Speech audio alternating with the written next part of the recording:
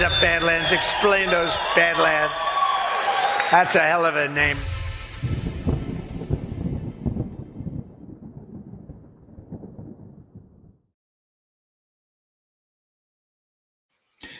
Welcome, everybody, to this week's episode of Breaking History. I'm going to be soon joined by my co-host, Gordon, Ghost of Base Patrick Henry. But until he jumps into the show, I'm going to begin, as we always do, with a word from today's main sponsor, Goldco. So, without further ado, introducing Goldco.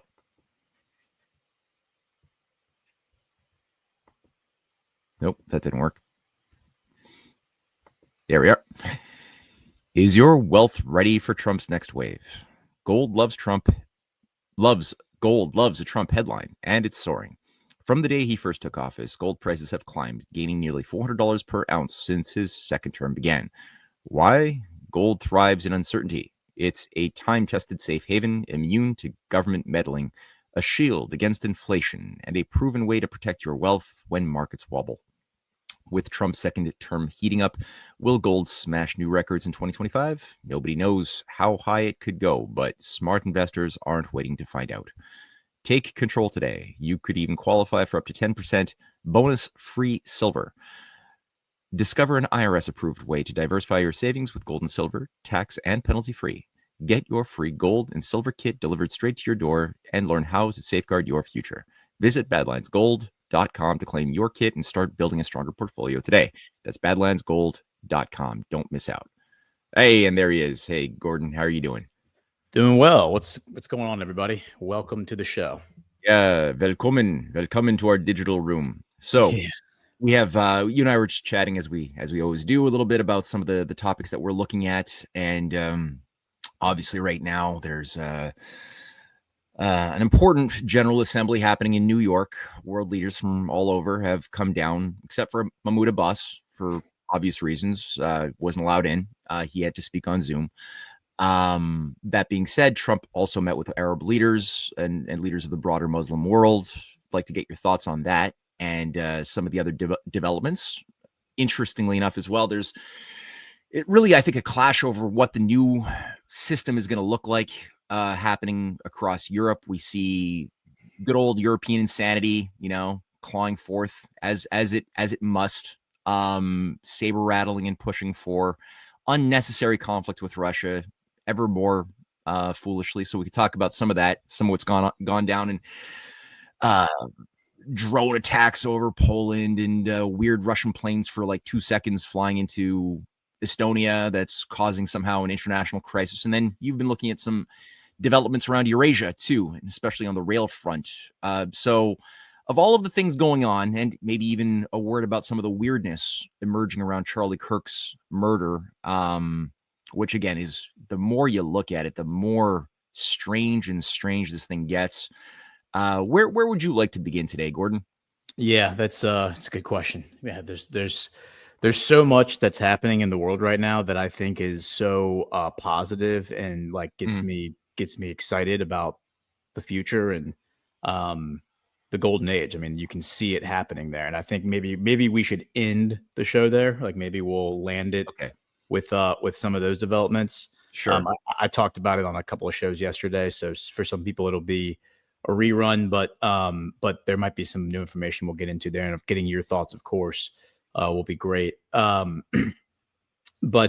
yeah, I mean, there's also a lot of there's a lot of trepidation, and there's a lot of destabilizing things that are happening because of all this. And I think there were a lot of people who had rose-colored glasses on going into all this. They thought that with the election of Donald Trump in November, that was the end of it. That was the end of the fight, and that we won, and it was just going to be smooth sailing from there. And I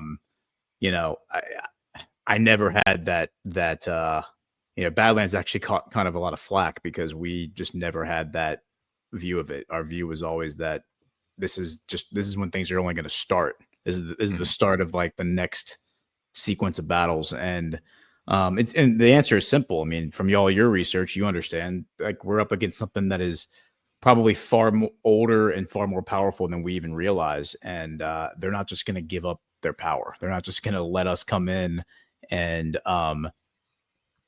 decide things for ourselves and govern ourselves. This is going to be a fight. And Yes. I think that the assassination of Charlie Kirk is 100% tied to that. I think real quick, the notes on that, Kash Patel coming out the other day, and I think it was the day of his funeral service, saying that the FBI was not, or he was not satisfied with like where everything that's been presented publicly is, and they're still pursuing other leads, and they're still pursuing, the idea of a conspiracy, the idea that there might be other people involved. Like nothing is set in stone yet. Yeah. And it's also important to remind everyone that everything that is out there, quote unquote, officially so far, and I've gone and I've asked questions, and I've asked, I like the people who I know and I trust who are tracking this stuff very closely, which I am not necessarily. Mm-hmm. They've assured me that all of this information is coming from Utah. So it's the Utah is taking the lead. The Utah State Police, the Utah local authorities, the governor of Utah, like they're the ones running with this, and then the FBI is playing more of like a supporting role, which is typical in in most investigations. That's typical. Usually, when the FBI arrests people, a lot of times what it is it's actually the local authorities making the arrest, with the FBI standing in the background, providing the information. So I think it's important to make that distinction. Now, again, that does not exonerate the FBI of anything. I still don't trust the FBI, and it's going to be hard for me to accept at face value pretty much anything that comes out from anybody at this point, because it's been such a shit show, for lack of a better word, of information. I was just listening to Steve Bannon's show, and there was a former Navy SEAL sniper who wasn't on there to talk about this, but Steve Bannon just asked him for his thoughts. And one of the things he pointed out, which is a piece of information that I hadn't considered yet, or I hadn't focused in on yet, the idea of the gun being broken down off the roof and then like him coming off the roof and putting it back together. I had already thought about that, but he kind of explained in more detail what like the problems were with it. Yeah.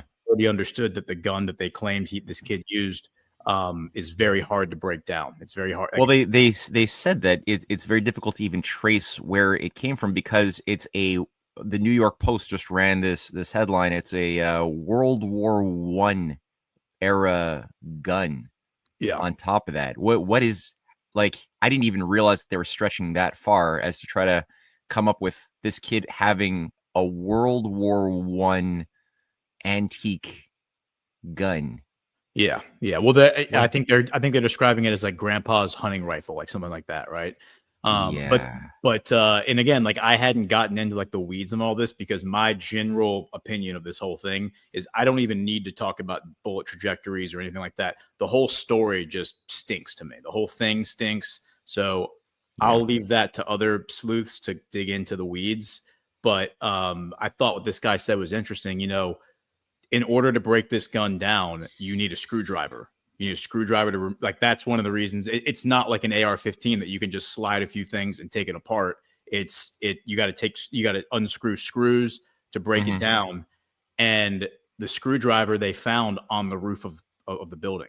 So like the assertion was originally that he left he went up there before the event, put the screwdriver up there, and then the screwdriver was waiting for him to break down the gun. The problem is that they found the gun fully assembled in the woods, and the screwdriver's back up on the roof. And again, you take a gun like that apart, there's a bolt action, the casing is going to fly out, and the thing was still chambered.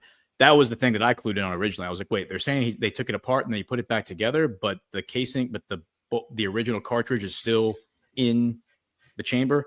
So again, the whole thing just seems, it just smells. It just reeks of bullshit, and there's no reason to believe any of it. And I adopt Chris Paul's worldview, which he's like, you don't have to adopt an opinion on any of this stuff. You can just sit back and observe. And this is one of those things where there's plenty of places where I am going to adopt an opinion, and I am going to have a thought.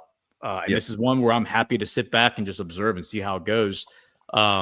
But I'll also, I'll have my opinions and I'll dissect. I mean, my opinion is that I think that the leader in the clubhouse right now of who killed him would be who benefits the most, it would be, the Zionists. I think that's probably where I land right now.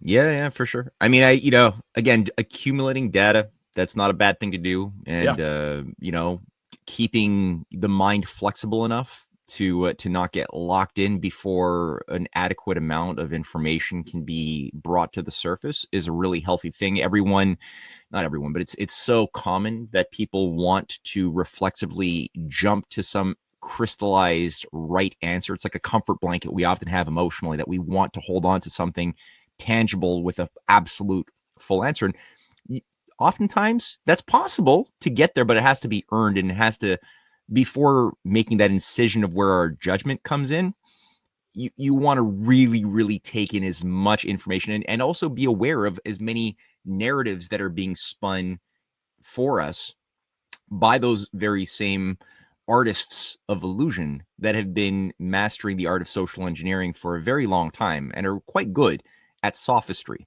So we want to be aware of, like, also just taking account of the various narratives. And one thing that's come out that somebody shared with me just the other day, and I'm sure everybody or many people have seen this, but the producer of Charlie Kirk's show, who's also a spokesperson for TPUSA, Colvin or whatever.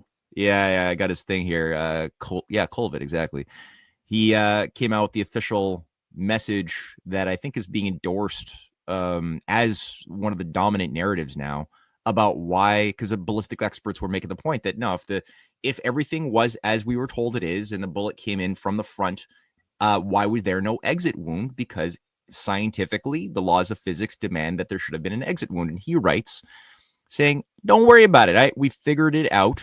It was an act of God who made a miracle that turned Charlie's bones to steel, saving the lives of people behind him. And he literally says this. I want to address some of the discussion about the lack of an exit wound with Charlie. I'm usually not interested in delving into most of this kind of online chatter, and I apologize. This is somewhat graphic, but in this case, the fact that there wasn't an exit wound is probably another miracle, and I want people to know. I just spoke with the surgeon who worked on Charlie in the hospital. He said the bullet absolutely should have gone through, which is very normal for a high-powered, high-velocity round. I've seen wounds from this caliber many times, and they always just go through everything. This would have taken a moose or two down, an elk, etc.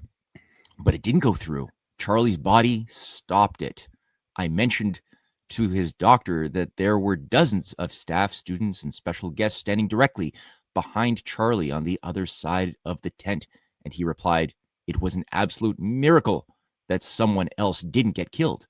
His bone was so healthy and the density was so impressive that he's like the man of steel. It should have just gone through and through it.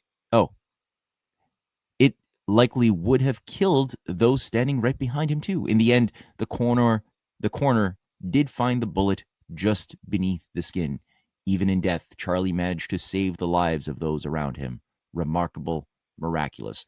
I had to read that whole thing because it's insane. It's insane. It's crazy that people are actually buying this stuff up. And my God, sorry, yeah, go on. Well, finish your thought, but I have some specific. Well, I was going to say, because people's superstitious lack of mental rigor is being really exploited right now. And I got a little short 40-second clip from one of these mega churches. And this has been apparently going around, where AI constructs of Charlie have been generated by a lot of these manipulative pastors. It's gross. To, just advance their own shitty agenda. And I'm going to play a clip pretty soon, just as far as like how, but not, I want to get your thoughts first. Yeah. So I can cue that clip up. I don't know what the clip is. I haven't seen it, but I can probably cue it up pretty well. But first, I want to go back to the SEAL sniper who was on Bannon's show. This is not the first time I've heard this information, but I think he kind of he kind of summarized it very concisely. The 30-06 round that the 30 caliber round they're talking about, that was the bullet that killed him. And again, this, I don't think, as far as I know, this has not been confirmed by the FBI. I think this is what's been put out there by initial reports in like Utah or whatever. He describes it as the bullet that won World War II. This is just at the very end of Bannon's show that I was listening to. And he said there's such a surplus of it as a result of World War II. There was such a surplus across the U.S. that more animals, despite like our history and everything of hunting and gathering, in the colonial days, more animals have been taken down by that round in North America than any other round because of the surplus after World War II. And the military vets, CanCon and Alpha, have had plenty of from Badlands. I've had plenty of conversations with them. I've seen their shows on this. CanCon on Badlands Daily the other day pulled up a video of a guy shooting through, the synthetic equivalent of human flesh. Yeah. Where you can see through it. I mean, this round would have decapitated. If you get hit in the neck of this round the way that Charlie did, the way that it appears he got hit, this round would have like decapitated him. That's how powerful this round is. It would have blown his whole neck off, and his head would have been. I mean, I'm sorry to be graphic, but like his head would have been hanging off his body. Like that's very clear from watching like pork shoulders be shot with it, or other synthetic materials be shot with it. It's not like a 22 where it's going in and not coming out the back. And then this idea, like the fact that Colvett put that out, the fact that his producer put that out is so suspect that you would put that out and be like, the doctor is telling you that it's a miracle. He's a man of steel. His body physically defied physics and stopped this round, which should have just blown him open in front of everybody, and it didn't. And queuing up your clip that you're going to play, there is a push now I've seen to canonize Charlie Kirk. There's a push now to canonize him, which means to officially declare him a saint under the church. And my understanding is the requirement for that is 2 miracles had to have occurred for him to be considered a saint. And so that would be one miracle. Like the kid said, or the guy said, this is a miracle. It's miraculous. This is literally a miracle. He stopped the bullet so nobody behind him got hit. Man, that is very suspicious in my mind. That just raises more questions than it does answers. But go ahead and play your clip.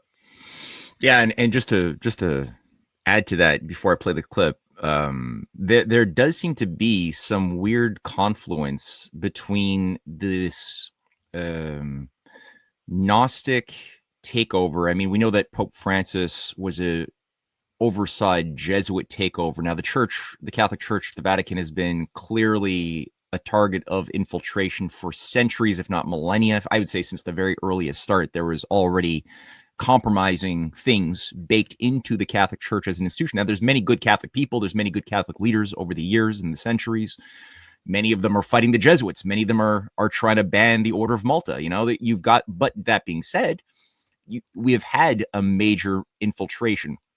And there does seem to be some effort to try to create this vision of Pierre Teilhard de Chardin, the Jesuit grand strategist. Have you heard of Pierre Teilhard de Chardin? The name doesn't come to mind. He's one of these high level figures within the Jesuit hierarchy, and I wrote an article on him, and I'll share it out. Actually, I'll put it under this video. But he was the founder of the idea of the noosphere and transhumanism. So he worked with Julian Huxley in the 1950s very closely. Julian Huxley, who set up the United Nations Education, Science, and Cultural Organization as the president of the Eugenics Society of Britain. Both of them together coined the term transhumanism, and he had this notion of this sort of it was called this neo-Darwinian synthesis, or the new synthesis, that both Julian and Chardin were advancing. Chardin's objective was to fuse Darwinian view of human nature into theology, because they're incompatible. Like anybody who believes that human beings evolved in some survival of the fittest doctrine with random mutations that generated, bigger claws to kill our enemies and to have more sex and to spread our genes, that doesn't mesh at all with the Christian or any Abrahamic religion, which has a very different idea of human beings with a soul being made divine in the image of God. That's a very different, incompatible idea. But his objective was to fuse it together. And he was like, So, as a Jesuit, a lot of what he put forth both inspired, ironically, this transhumanist agenda, which took on more of a religious coloring in the 60s, 70s. This idea that there would be some future singularity. He called it the Omega point. This imaginary future moment wherein synthetic technology and computing technology developed by human beings would become self-aware, right? And then that would generate some Christ consciousness, new agey moment in, the 21st century or something that would then either would involve human beings becoming a new species, merging with artificial technologies and things like that and AI.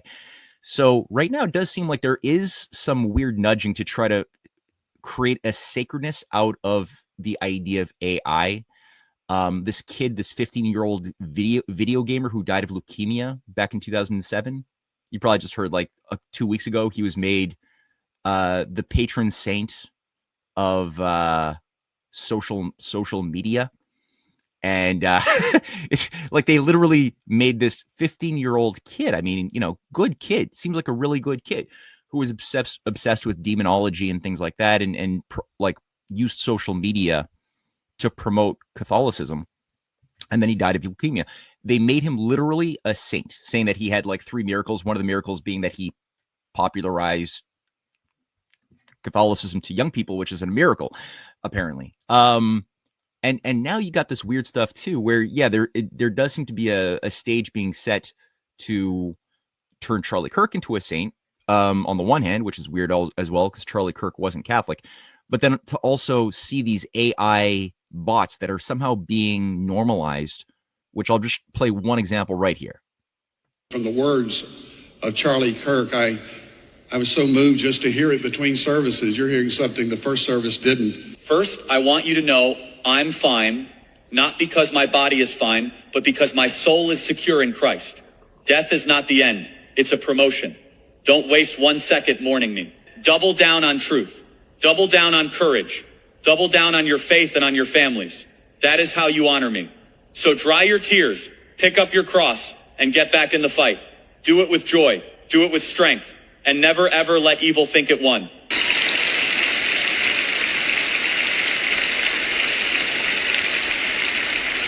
I love you so. Look at the size of that crowd. So satanic, dude. That's so satanic. I can't believe that they did that. And it's happening in many churches too. This is not just that one particular church. Yeah, it makes me so ashamed to be a Protestant to see that happening. Dude, it's wicked. And honestly, it's something which I was I've been reading a lot of transcripts of many of these transhumanists from the 60s onward, including Elon Musk's. He gave some speeches at a World Government Summit in 2017, where he's going through the philosophy of this digitized soul, in that their idea has been, and this goes back again to the followers of Chaldin, who took a big part in Silicon Valley and imposed this weird theology that somehow our social media imprints are that's the substitute for our soul. So you don't need to actually have some relationship to some immaterial soul that doesn't mean much. They can take your social media presence and then plug it into a algorithm that then generates. Yeah, and they're like, that's your AI connection to the infinite. That's your connection to the eternal, is the imprint which will live on forever. And then maybe, increasingly we can talk to the imprint that lives on forever after we've uploaded your intelligence into AI that can and then they can grow a synthetic body, and then they can upload the intelligence back into the synthetic body, and you can live forever. It's and then we're in the most satanic version of a dystopian hellscape imaginable. Yeah, it's a very dark mirror or Black Mirror. And there's a show that I was watching too called Pantheon on Netflix. It's an anime, but very popular. So I was just checking it out, and that's the theme is uploaded intelligence, and they're really propagandizing this idea that it's inevitable that here with the singularities, this imaginary moment where self-awareness, machines become self-aware, it'll coincide with us being able to upload our intelligence by just digitally mapping in binary ones and zeros all of the details of the brain, and somehow then uploading it into this binary system, this digital system that will then also accompany surveys we've done, tests that we've done, journals that we've written to ourselves over our years. All of the books we like will all be introduced with our brain mapping to then reconstruct our self-awareness, and then we'll, like you said, live forever, and maybe we can be downloaded into a machine, and then our surviving relatives can talk to us, even though our bodies are dead and buried. They can actually have conversations, and into our great grandkids can, log in and have a conversation with this. This is how it's being sold, at least.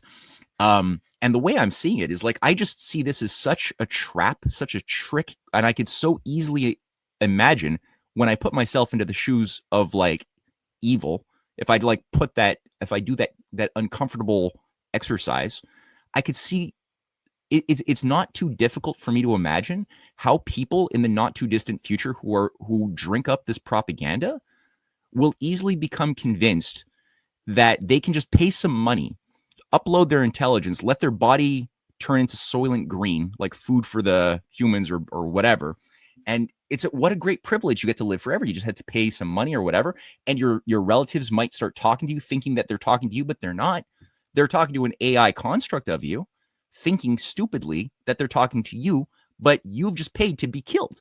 And then they get, I can see people lining up, especially if they're a little bit demoralized, if they're a little nihilistic and afraid of the future. They might want to get out, have an exit strategy out of the mortal life, and we could actually want to do this to ourselves and facilitate the depopulation agenda with this sales pitch. So that's really fucking creepy that's out there.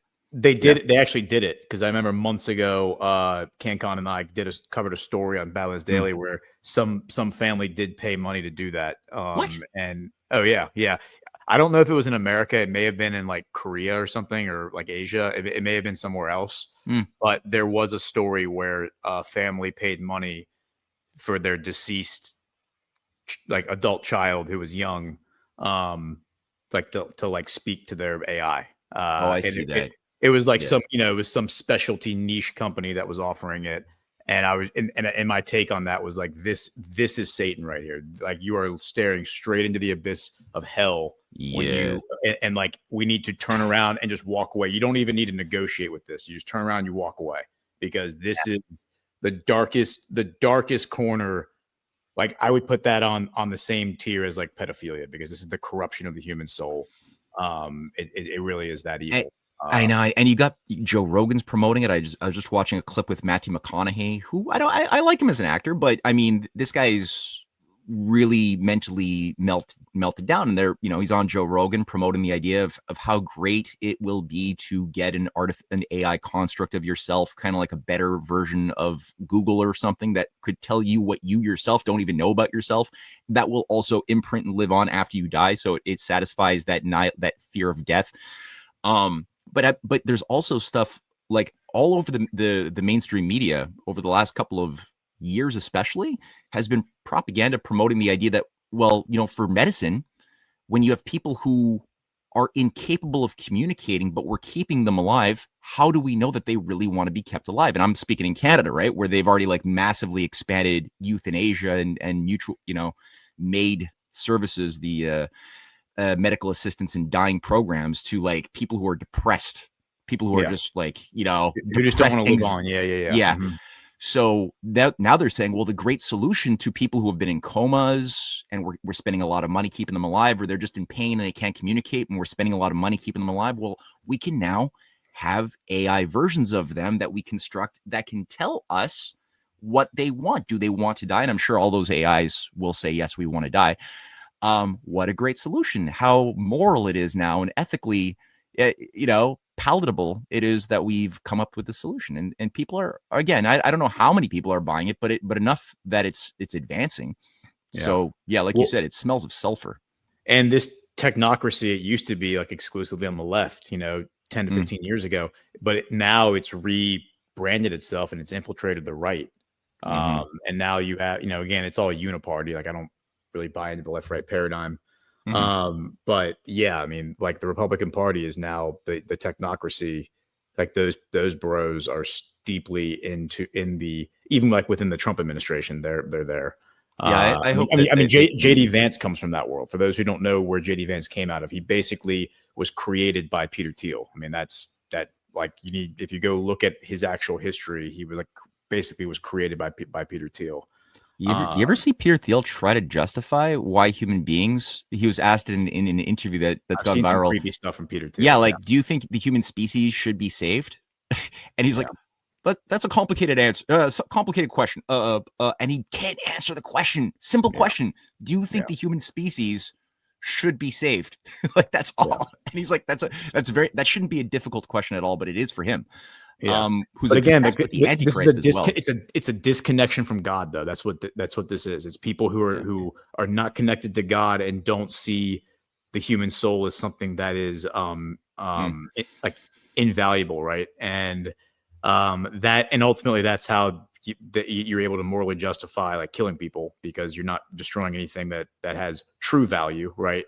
It just only has material value, as we assign the same way we would assign value to, you know, an object like a car or a house. It's like that's what a human life is to them. So it's a dollar figure effectively at the end of the day. Yeah, if your old Corolla is just too expensive to maintain, you send it to the dump, you know, and maybe you'll get a couple of bucks for it. And but that's fine for the Corolla. But, you know, if your grandma is all of a sudden very expensive for the, you know, you don't, the logic of a used car should not be applied to human beings. And yet, or young human beings or old, any human being, that shouldn't be what we apply. That works only for inanimate, like, objects. It doesn't work for humans. But yet a lot of people think, and this is again the perversion of the Darwinian and mechanistic perversion of science that's been infused into our curriculum, into our schools, into our culture, that human beings are just the sum total of the parts that make us up. We're a bag of flesh, of molecules, of atoms, right? That are just that. An atom in my cup. I got atoms in my cup. Carbon there, carbon in my body. Carbon is carbon. So I break the cup or I break my body. I no difference qualitatively, right? Yep. And they just refuse to acknowledge that, well, maybe there's more to existence than simply the atoms that make things up. And maybe the whole of things is more than the sum of the parts. Because you got identical twins. They're very, very, very similar in all parts, but one of them gets killed.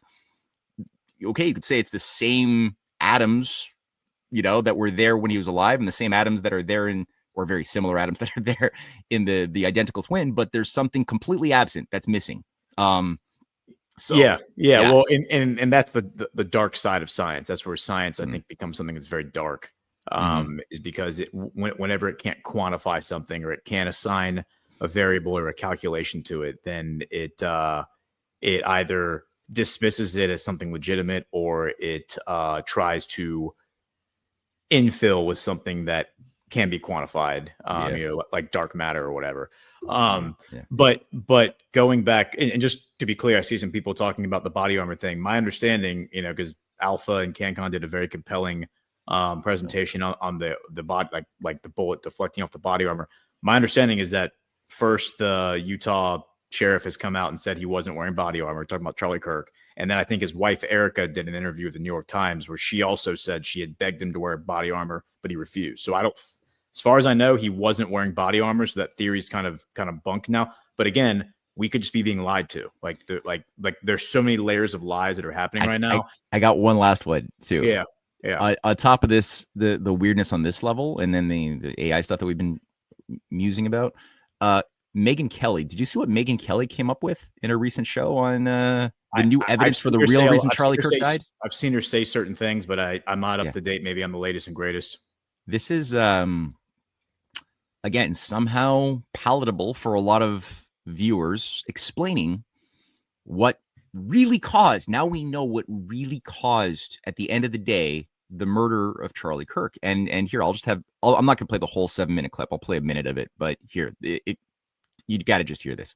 And while their article about all of this it was published on Monday, September 8th, it makes clear that the writer contracted for the curse in late August. She says she wanted it to line up with the new moon in Virgo, which this year meant August 23rd. That tracks because she points out in the piece that by August 24th, she was waiting impatiently for results. The witch, they reveal, promised on August 23rd that, quote, you will see the first results within 2 to 3 weeks. This was 18 days before Charlie was killed. Not satisfied with this curse, the amped up one alone, Jezebel reached out to a, quote, third witch, Priestess Lilin. Jezebel opined, if enough people cursed a single person, would the results be stronger? Quote, when I asked her if she'd noticed more political figures being targeted these days, she said yes.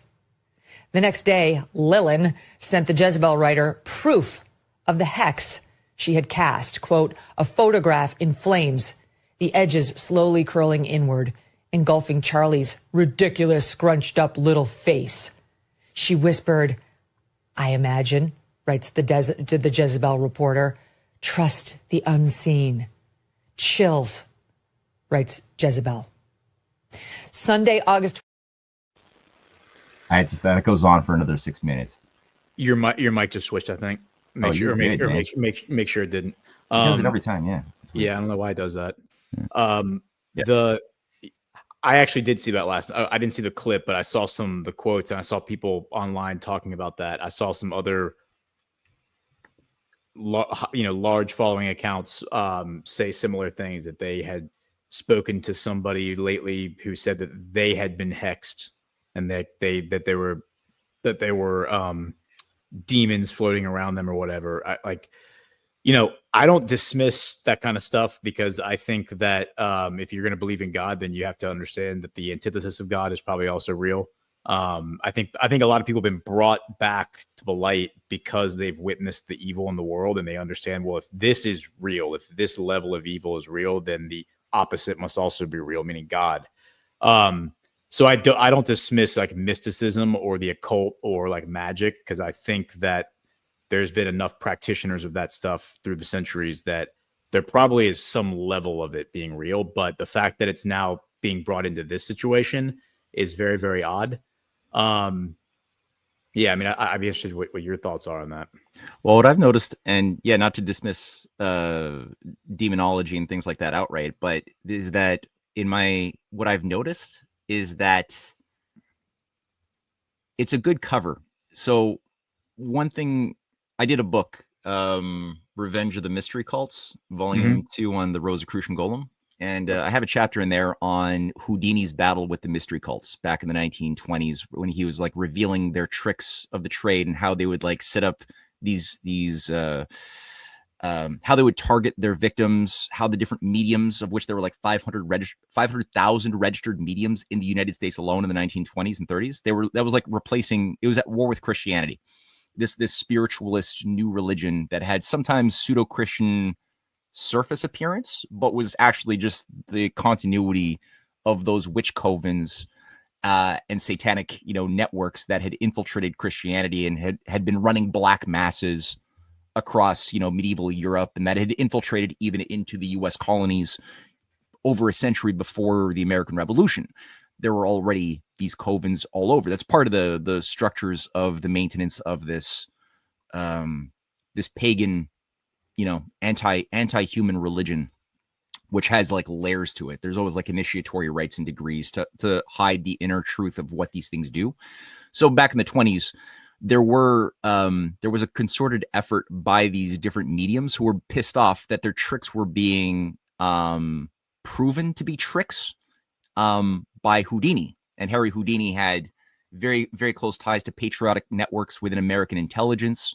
He was exposing Calvin Coolidge, and he basically brought to the Congress, Houdini directly brought to the U.S. Congress evidence that they had a whole hearing in 1925 about how mediums and oracles had been brought into the Senate, into Calvin Coolidge's cabinet, where Coolidge was getting advice on like what policy should he do economically from his dead child and also dead grandmother, from these channelers who were being brought in for money. And every member of his cabinet were all devoted to getting channeled messages from these paid spiritualists who, again, have a whole set of techniques, and Houdini proved how a lot of their techniques work by demonstrating that they had something called the Blue Book.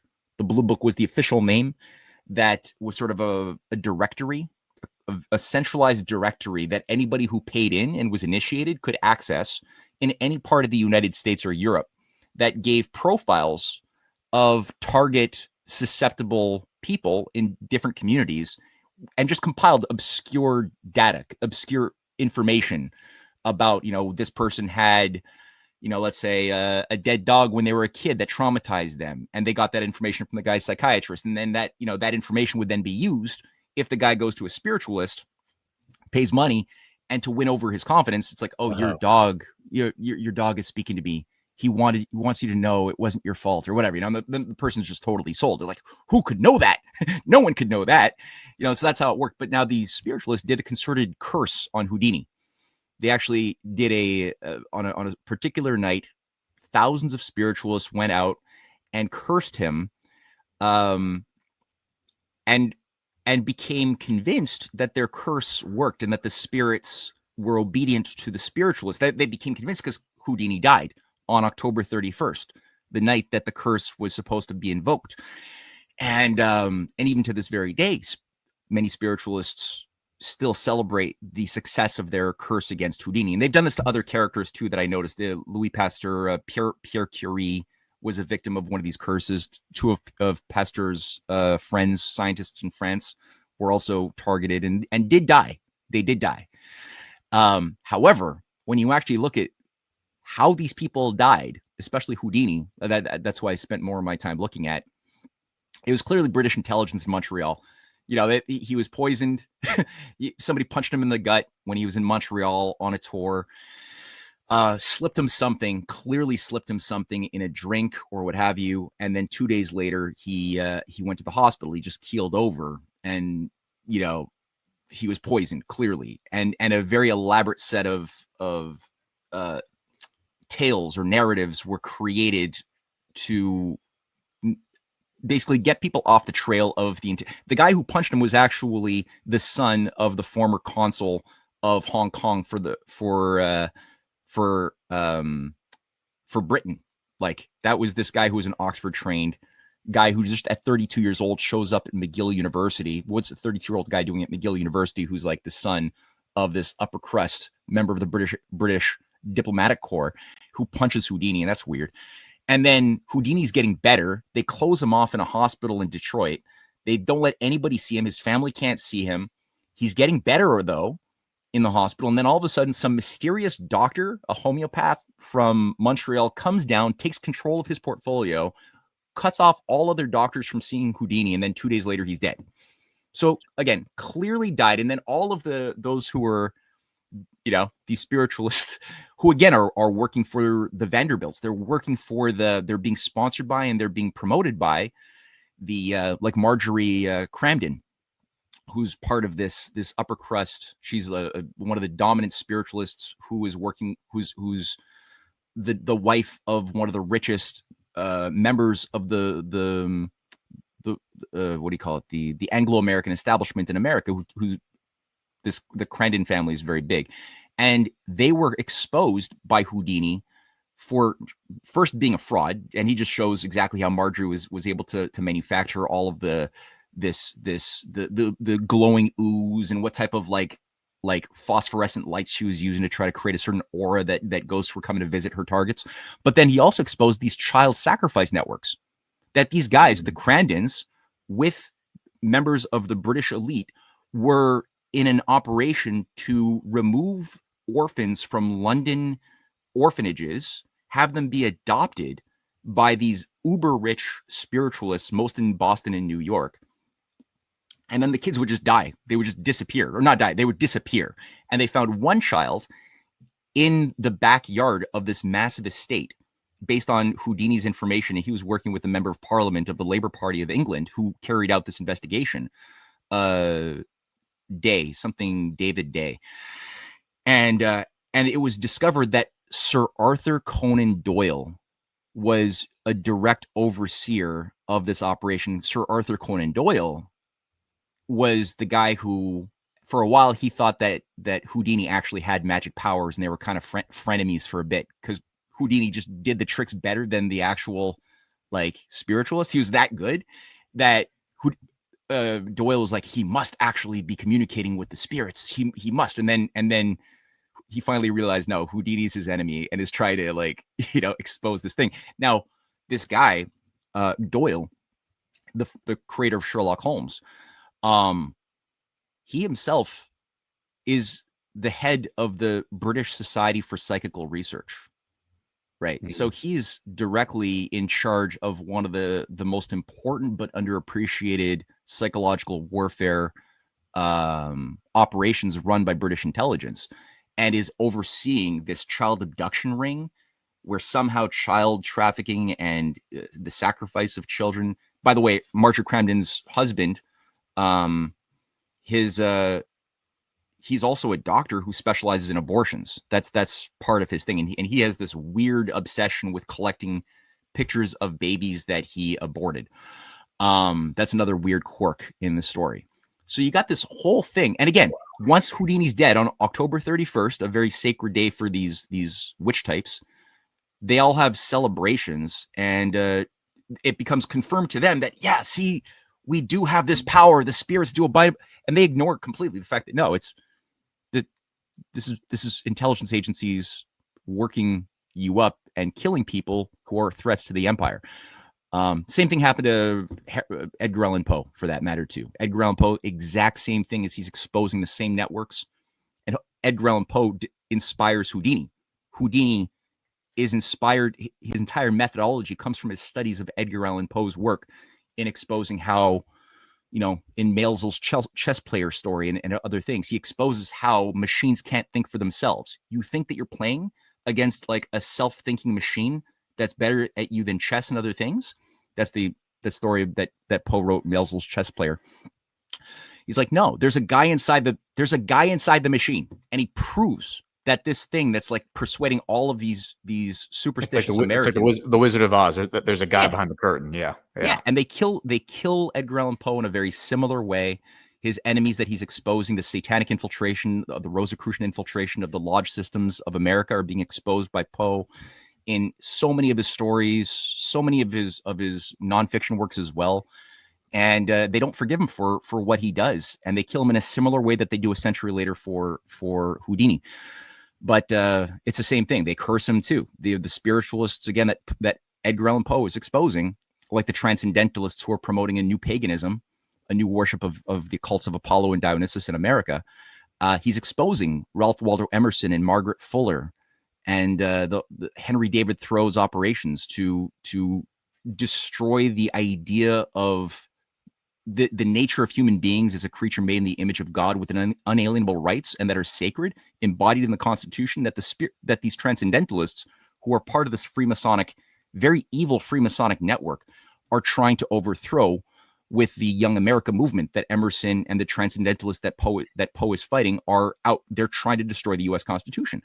So again, it's this continuity of like this battle over ideas that pertains to fake spiritualism. It's just, it's all over. And I see it today with, like we were talking about in the opening remarks regarding this transhumanist spirituality of digital AI and uploaded intelligence. It's very similar to what Poe had been exposing over a century ago. Yeah, I mean, those are all great points. And again, like, I do not dismiss the demonology stuff because I just, following basic logic and reason, it aligns with what is written in the Bible about Satan and demons wanting to use humans to destroy humanity, or like as a big middle finger to God. Like that's the whole battle. The battle. Oh yeah, we don't have to dismiss that.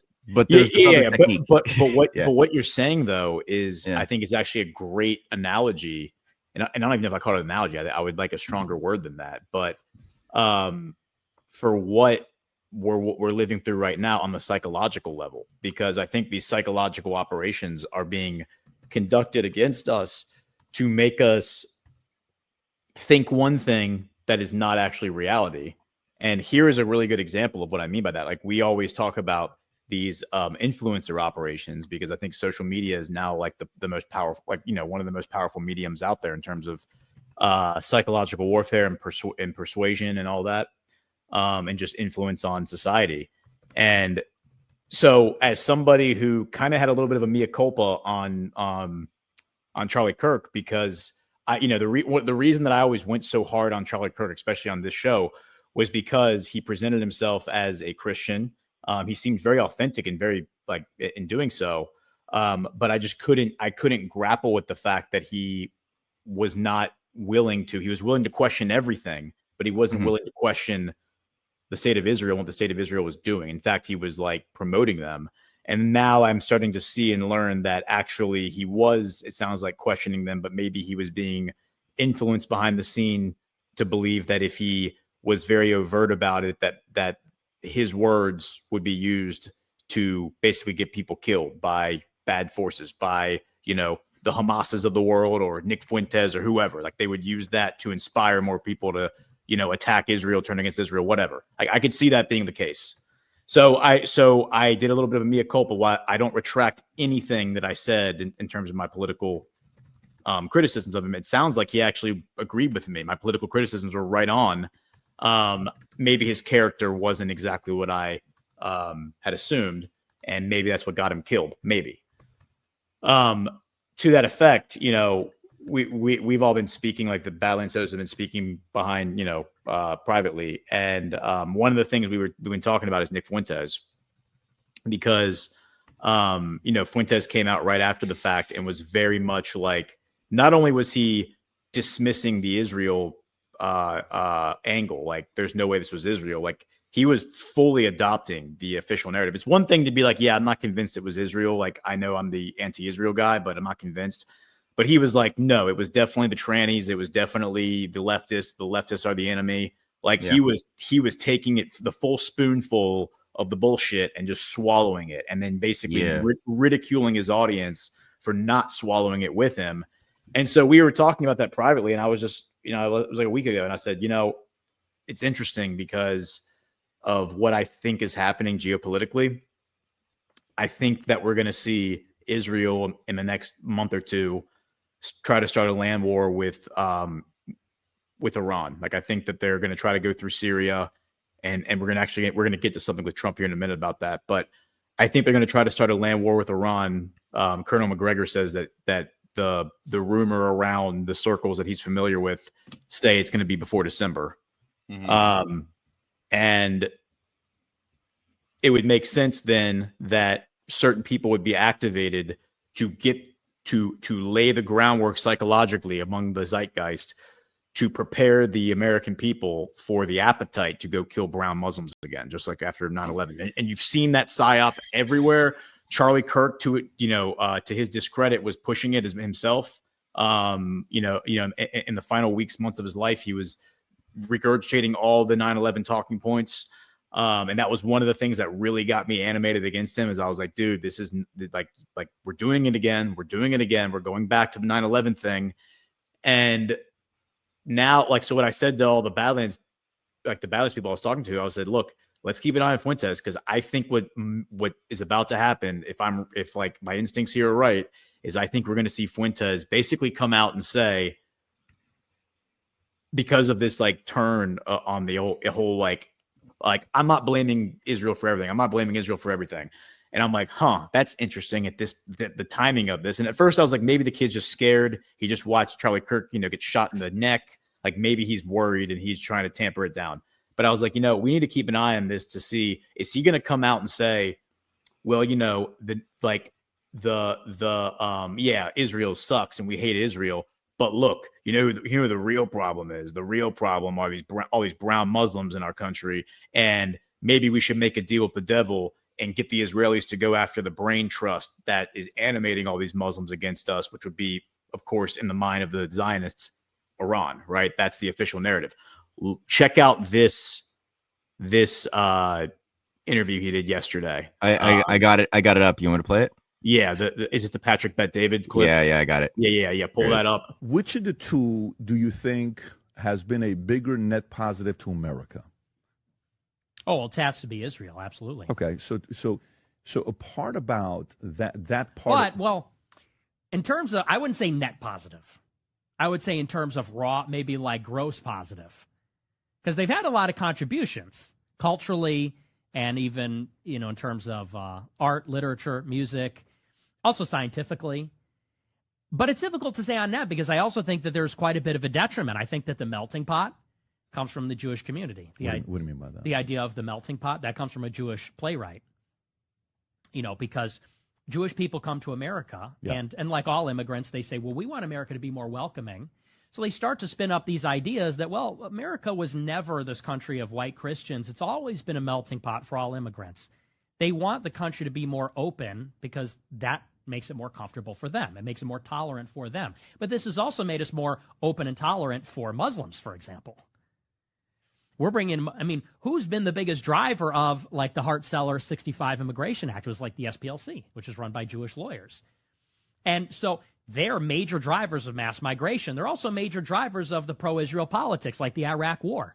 It was many Jewish journalists and pundits and advocates. Sure. So a point being is like when you calculate on net, and I agree with you, like I think there are a lot of people that are critical of Israel that are reluctant to acknowledge the good that Jews do. And I think that Jews they're brilliant. Many of them are brilliant. So when I'm saying net positive, I'm talking jobs, economy.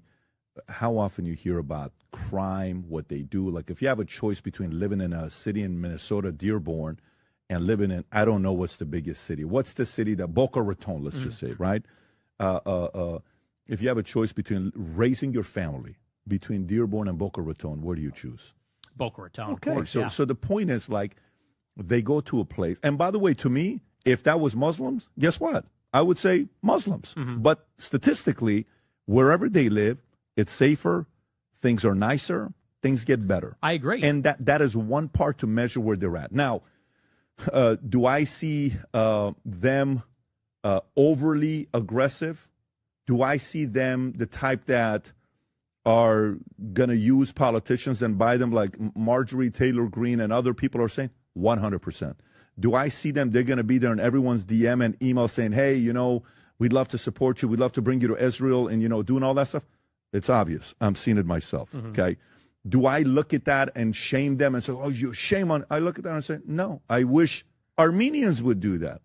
I've never gotten an invitation from Prime Minister of Armenia. He should probably send me an invite to go there, right? It's not a bad idea to come and show the country. I'm Armenian. I'm a Syrian. Syrians don't have a country. It's probably a good idea. Okay, I'm not going to play the whole thing. It goes on for another minute. Yeah. But it's a weird, disgusting balancing, right? Of both on the one hand, acknowledging, doing a critique of Israel. And I think that, there's the good things he said about Israel are good things or Jews in general. That's truly good contributions to science and culture. And, at the same time is you're weaving in this idea that the Jews are also bad somehow, that they've created this melting pot thing that's allowed for this invasion of really bad people, Muslims, who are like on the scale in his narrative worse. It's like the worst evil now that you should really devote your anger to, and completely ignoring what has caused and amplified the influence of bad Jews and bad Muslims. You're just ignoring the role of the actual, what you and I talk about, what you've broken down in so many shows. Yeah. What are the role of British of U.S. intelligence services, of social engineering operations that have amplified and created artificially, fanaticism and Islamicism, and have promoted it with taxpayer money over a century. And the same thing with the Zionist and Christian Zionist artificialness that's been also promoted for geopolitical purposes.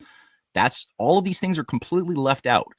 And the melting pot itself is treated like that's the evil, bad thing that we should always fight against, the melting pot, because America is naturally a white Christian society. And it's like, to a degree, yeah, but at the same time, all the Americans that are in America came in because, we were European and we colonized. And we that's part of why there's like Germans and Italians and other things. And if you have an economy that's actually working and that gives people hope for the future and gives them employment and gives them like skills, and the melting pot idea has been really good when the economy is not run by sociopathic bankers that want to get us to fight each other and live in scarcity. When we adapt to scarcity and there's less abundance and more fear of the future, there's more, it's more easy to play us against those who are not our kind of Christian or a Muslim or whatever is other. And you can get people tribal and you can get people into a state like the Nazis exploited. And so many people have exploited this for centuries of wars, and it's still being exploited. That it's the immigrants. That's the reason why your life is shit. It's these brown people. So it seems like Fuentes is just like falling into that exact same recipe book. Yeah, well, and the specific points that he makes, like fine, like because agreed, there's a lot of truth in what he said. Mm-hmm. However, like as someone who doesn't like, I don't like watch Nick Fuentes' shows or like follow him, as a commentator, but I have seen plenty of clips of him that have floated around the internet. Like I have seen enough of him to know that he was contradicting a lot of the ideas that made him popular, a lot of the ideas that built up his following. He contradicted right there in that statement, because he actually has said I've seen clips where he says the complete opposite of what he just said there in that clip. And that's the problem. Like, that's where I'm sitting there, like raising my eyebrow, like being like, whoa. The thing that got you this huge following of, disaffected youth, disaffected young men who felt like the world, like the game had been rigged against them. Again, speaking a lot of truth, like a lot of the things that I've heard him say, I think have actually been accurate. But of course, it's always like Hitler was the good guy. Like that's where like they jump the shark and they, again, like ignore the occult stuff and ignore a lot of the elements that were animating the Third Reich. To see this turn, this pivot at this critical moment where I think something really big is about to happen geopolitically. You see the support for Zionism and the support for Netanyahu collapsing in front of your eyes. Charlie Kirk has just been removed from the game board. And then for this guy to step up and do this pretty much like a 180 pivot, right, in his rhetoric, at the same time as he is being elevated, because as the people like Brad Zerbo and others have told me and have said, he's all over their algorithm now. Like he was banned from YouTube, but now, as Brad Zerbo said, whenever he goes on YouTube, it's always recommending he watch Nick Fuentes shows, like Nick Fuentes interviews. Same here. Yeah, it's very similar. It's being shoved down his throat, even though he's never even like had interest in watching that stuff. And there's nothing that he's watched that would have told the algorithm to like show him that stuff. So there is something at play here. There's an invisible hand at play here. I can't quite wrap my head around it. But the fact that, as I've discussed with a few others, like, this is exactly what I thought was going to happen. As I said, I think what's going to happen is Fuentes is going to basically be like, if we have to choose between the Muslims and the Jews, like the Israelis, let's choose the Israelis, the devil that we know, and let's support them in basically going after the Muslims, because the Muslims are the real enemy. Whereas I've heard him say on other clips, the whole reason that Dearborn, Michigan is highly populated with these Somalis is because billionaire Jewish people facilitated that migration in the wake of the Syrian civil war and in the wake of the Somali wars, like giving them plane tickets and flying to Dearborn, Michigan, and then giving them places to live and building a community for them when none of them actually had interest in ever living in America. And so therefore they just brought their old culture with them. And they're like, yeah, we don't really care about America, because if it was up to us, we wouldn't even be living here right now. So we're just going to be being Somalia in the middle of Michigan. Like, that's the problem. Like, that's not the melting pot. The melting pot is people coming to America because they aspire to be an American. And they're like, we like what we see and we hear, and we want to be a part of that. That's the melting pot that you're talking about. And that's the thing, right? Like, when you see this takeover of whole communities by design, and, in England, there's definitely as well, like, there are, it seems, rape gangs. That's a thing now all of a sudden. That's a real thing.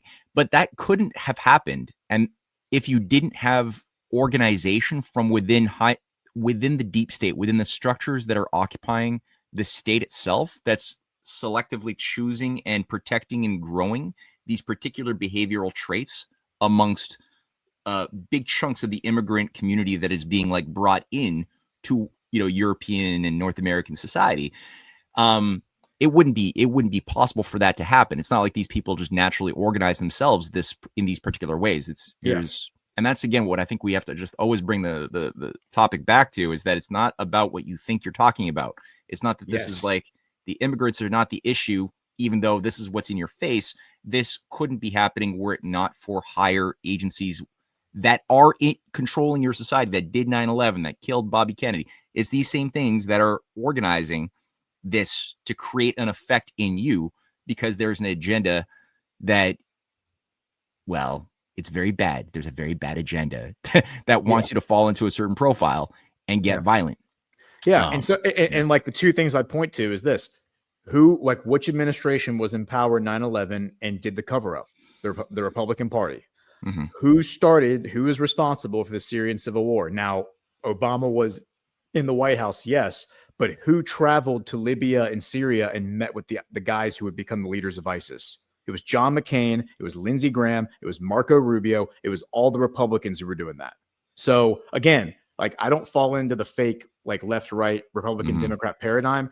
But when you understand that, when you look at it from that perspective, that it's all just one big club and they're all working together to accomplish the same end goal, it's just one side is going to go start the war, the Republicans, and then the Democrats with their bleeding hearts are going to be the ones who give them the plane tickets to fly to America and set up a community for them, knowing that that community is not going to assimilate with the outside community.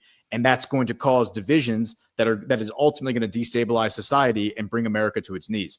That's the game plan. And when I see Nick Fuentes, doesn't really matter what the specific opinion is. When I see Nick Fuentes going the complete opposite of everything he's like, I've heard him say in the past, at the same moment where he's being elevated and he's getting sponsorships and he's going on the biggest podcasts on the internet, and he's basically like being brought into the club, it appears he's either being disingenuous. He either was being disingenuous this entire time, and this is actually what he thinks, or he's suddenly now being disingenuous from what he actually thinks because he's getting paid to do that. I don't believe for a second this was like an organic, like, come to Jesus moment for him, where he suddenly is just saying the polar opposite of what he's been saying for years. And at the same time getting paid a lot of money to do that. Like, I just don't, like, too many coincidences here for me.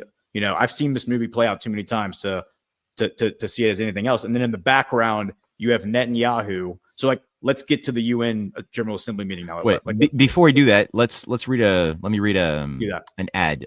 This is Viper Bats. Let me just do that. Viper Bats. Here we are. Step up to the plate with Viper Bats. American-made, precision-crafted wood bats for athletes of all ages. Viper bats are made for players by players, using hand-split maple, birch, and ash billets ensured unmatched durability and big league quality. Founded by a father and son with a deep love for baseball, every Viper bat reflects their player-driven passion and expertise. With tons of color options and a 45-day warranty on most bats, swing with confidence. Viper bats, crafted for players, built to last, made to love the game. Swing the best wood bats you'll ever hold. Swing Viper Bats. Visit badlandsmedia.tv/bats and use promo code badlands15 for 15% off non-blemished bats. That's badlandsmedia.tv/bats, promo code badlands15. All right. I read that too fast. Damn. All right. Okay. So, like, let's talk about what's happening right now in, like, the UN. And there's some really, really, like, when you step back and you just look at it in the grand context of things, there's a lot of, like, alarm bells going off in my head about what I'm seeing. So yesterday, Trump went and spoke to, and, you know, gave his address to the UN. It was, you know, a very Trumpian speech. There are a lot of great, like, moments there, like when he just said the whole climate thing was a total fraud, and was being animated by evil. Can I play it? Can I play it? Play it. It's climate change. Because if it goes higher or lower, whatever the hell happens, this climate change, it's the greatest con job ever perpetrated on the world, in my opinion. climate change, no matter what happens, you're involved in that. No more global warming, no more global cooling. All of these predictions made by the United Nations and many others, often for bad reasons, were wrong. They were made by stupid people that have cost their countries fortunes and given those same countries no chance for success. If you don't get away from this green scam, your country is going to fail. And That was well said. I appreciated that. Yes, it was great. And if we back up before I get to the point I'm going to make about Trump and we go to the day before, Monday, we had this happen. And there were a number of people this happened to, but here's Erdogan. So there were I think it was three that I counted there, and there could have been more, but there were three leaders who addressed the UN on Monday.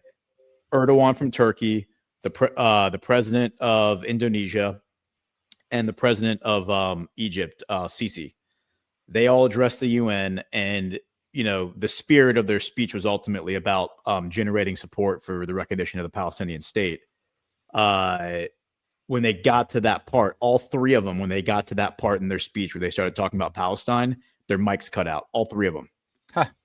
And these are majority Muslim countries: Indonesia, Egypt, and Turkey. And these are countries that have long recognized the Palestinian state. This wasn't like their coming out party. The coming out party was happening from Slovenia, from Monaco, from France, from a number of European countries that had always blindly supported Israel. Were now coming out on Monday and Tuesday and supporting Palestine and recognizing it formally as a country. There was a UN Security Council meeting, I think on Friday, or maybe it was Thursday. 15 countries in the UN Security Council, 5 of them are permanent. The 5 winners of World War II. And the 5 winners of World War II, of course, have a veto power. They can veto anything that comes up. And it was a forced ceasefire in Gaza. And of course, Morgan Ortagus, the U.S. representative, went ahead and vetoed the vote, even though the other 14 countries all voted yes, including Britain, including France, including Russia, China. So then we go to Trump yesterday. And Trump gets on Monday, you get this: world leaders recognize Palestinian state in a challenge to U.S. and Israel.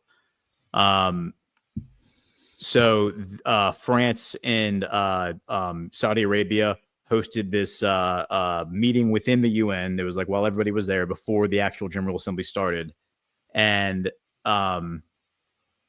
they all recognized Palestinian statehood. Okay. Mm-hmm. The 142 countries come out last week and they vote yes on the New York Declaration, which was to force Hamas to surrender, turn over all their weapons, surrender to the Palestinian Authority, not to Israel or the U.S. Turn over their weapons, release all the hostages, leave Gaza forever. The leadership, right? And again, I would go back real quick to the Fuentes thing. Like the question that Patrick Bet-David asked him was, who has been a bigger net positive, the Muslims or Israel? And I would retort with this. I mean, if we're talking about the leadership, let's talk about the leadership for a second. Since Trump came into office, over $5 trillion have been pledged to the U.S. economy by those 3 Arab countries, the Qatar, UAE, and Saudi Arabia, right? Where is the pledge from Israel? The Israeli elite have not pledged to invest any money in the U.S. economy. So that would be my retort: is if you want to go back and look at 100 years ago, okay, I don't really know there are that many Muslims living in America anyway 100 years ago. Mm-hmm.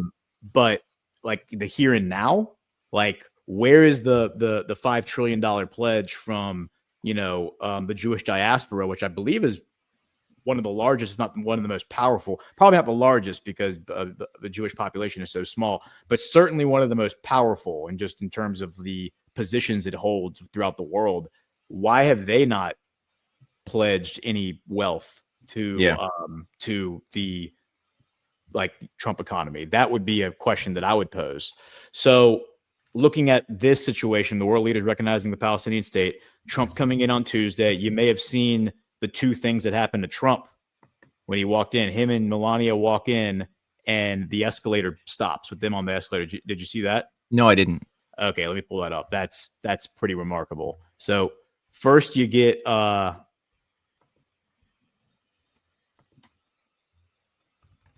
so again, on Monday, you had 3 different leaders get their mics cut off while they were praising Palestine, like while they were talking about Palestine and basically being like, everyone needs to, get on board this Palestinian thing. Watch what happens here.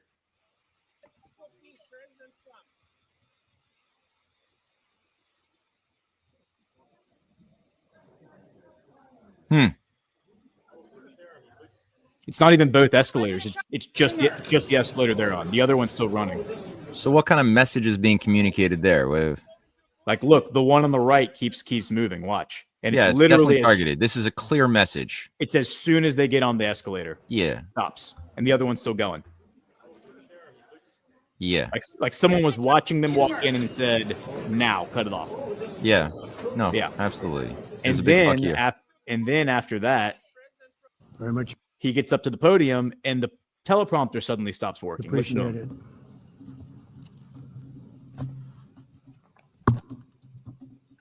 And I don't mind making this speech without a teleprompter because the teleprompter is not working. I feel very happy to be up here with you nevertheless. And that way you speak more from the heart. I can only say that whoever's operating this teleprompter is in big trouble. And you can tell, I mean, he's making light of the moment because he's Donald Trump, and I think he's really, really good at rolling with the punches and just being, personable. But you can tell from the look on his face, he's pissed. He's like, because he knows, and he made a comment during his speech where he said, this building is, he's like, I bid on this building a few years ago as a real estate developer.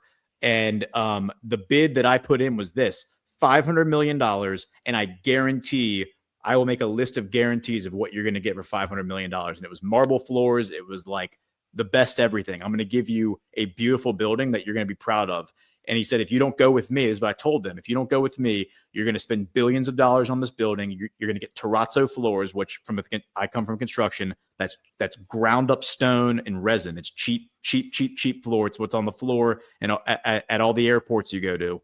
And you're going to get plastic and you're going to get terrazzo floors and you're going to spend billions of dollars on this.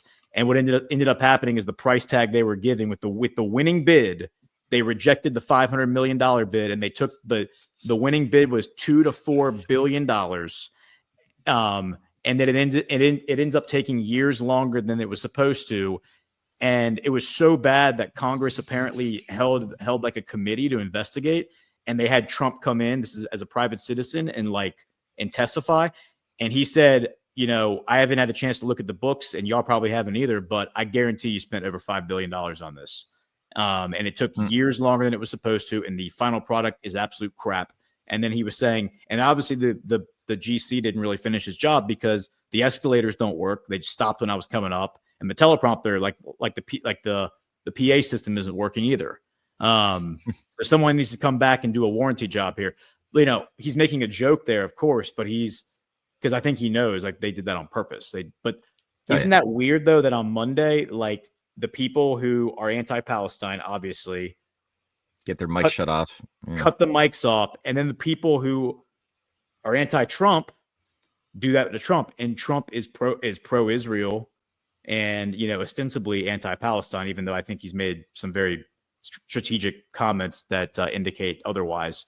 But I think they know that's the point. I think the point is that they know he's actually not pro-Israel, and they know that he's leading Netanyahu by the nose off the cliff.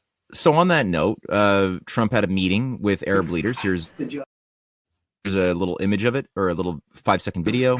The job you've done is incredible, so I appreciate it. Thank you. Well, Mr. President.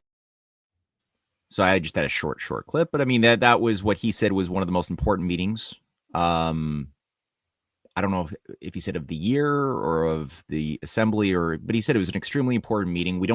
I didn't see a lot of details of what came out of that, but what's your take on what was said, what was discussed with the Arab and Muslim leaders and Trump? Yeah, so this was actually a really important meeting. I was talking about this on Tuesday. It's I think I wrote about it maybe on Monday night for Tuesday's news brief.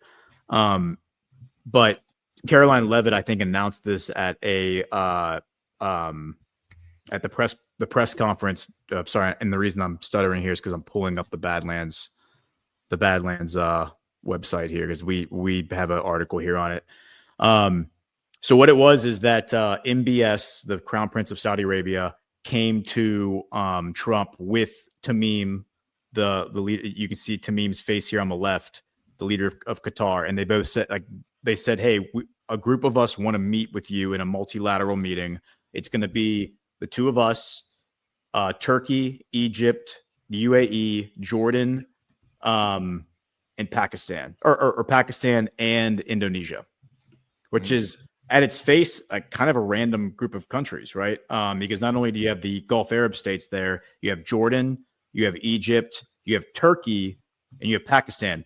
Qatar and Saudi Arabia, obviously they've made amends, but 5 years ago they were at war with one another. Egypt and Turkey for 10 years didn't have diplomatic relations because of the Muslim Brotherhood, Arab Spring in Egypt, right? And Erdogan, ostensibly, vocally, publicly backed the overthrow of the Egyptian government in 2011, and then of course Sisi in the military coup, counter coup in 2013. But now they're all on the same page, and this is, I think, the strength of this is demonstrating what has happened in the past couple years that I think MBS has really pieced together here, where the Muslim Ummah, so to speak, is on the same page. They're not, for years and years and years, they were all manipulated to fight one another by the British intelligence, CIA, Mossad. And here they are all on the same page. Saudi Arabia last week signed a strategic defense agreement with Pakistan, which said anyone who attacks Pakistan has attacked Saudi Arabia. Anyone who attacks Saudi Arabia has attacked Pakistan, which is significant when you consider the Kashmir Jammu conflict that recently broke out.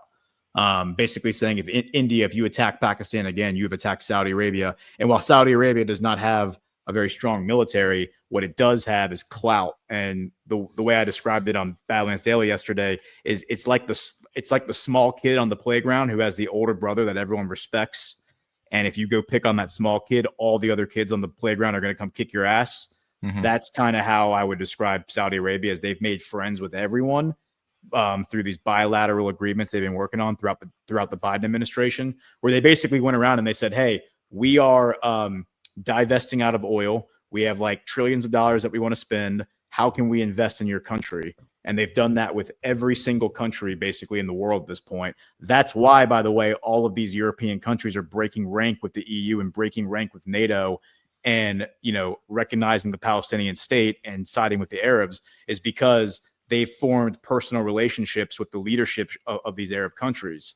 So with all that said, the fact that the Arabs were able to spearhead this meeting, which represents a meeting not only of the Arabs, but also of the Turks and of the Pakistanis, which is a totally different ethnic makeup when you talk about the Muslim world, this is a big deal. And they haven't really quite revealed what was discussed there. The White House walked out of the meeting and said no comment. To me, that's a really big signal that they're playing things close to the chest right now. The fact they didn't have anything to announce. I imagine that what these guys are probably saying to them is, number one, Trump, it's time for y'all to recognize Palestine and put an end to this. Bring your dog Netanyahu to heel and put an end to all this. And number two, if you don't do something, we are going to lead an international intervention against Israel. I think that's probably was also communicated. And the reason they're doing all this, by the way, is not only because of what's happening in Gaza, it's because Netanyahu signed this thing called the E1 agreement a week or two ago, which says that Israel, as a formal statement is going to annex 85% of the West Bank, not Gaza, the West Bank. The West Bank, right? And they're basically just going to erase Palestine from the map and just write in Israel. And now it all just belongs to Israel. Mm-hmm. So they're saying if that happens, it's war, and Russia's going to side with them, China's going to side with them, and Iran's going to side with them. And Europe does not have the military strength to stand up to that. And quite frankly, I don't think the U.S. does either. How does Giuliani play into this scenario in your mind? I know he was just speaking at the United Nations. A bunch of people were trying to like call in their $10 million bounty because that was issued. Go get him. He's in New York City, right? Yeah. I don't think that they got much luck on that one, but yeah. So I know that there are Israeli incursions into Syria. There's been a number of Israeli incursions. And obviously, that's a big part of the greater Israel agenda is a big chunk of Syria. How do you see Giuliani playing into this?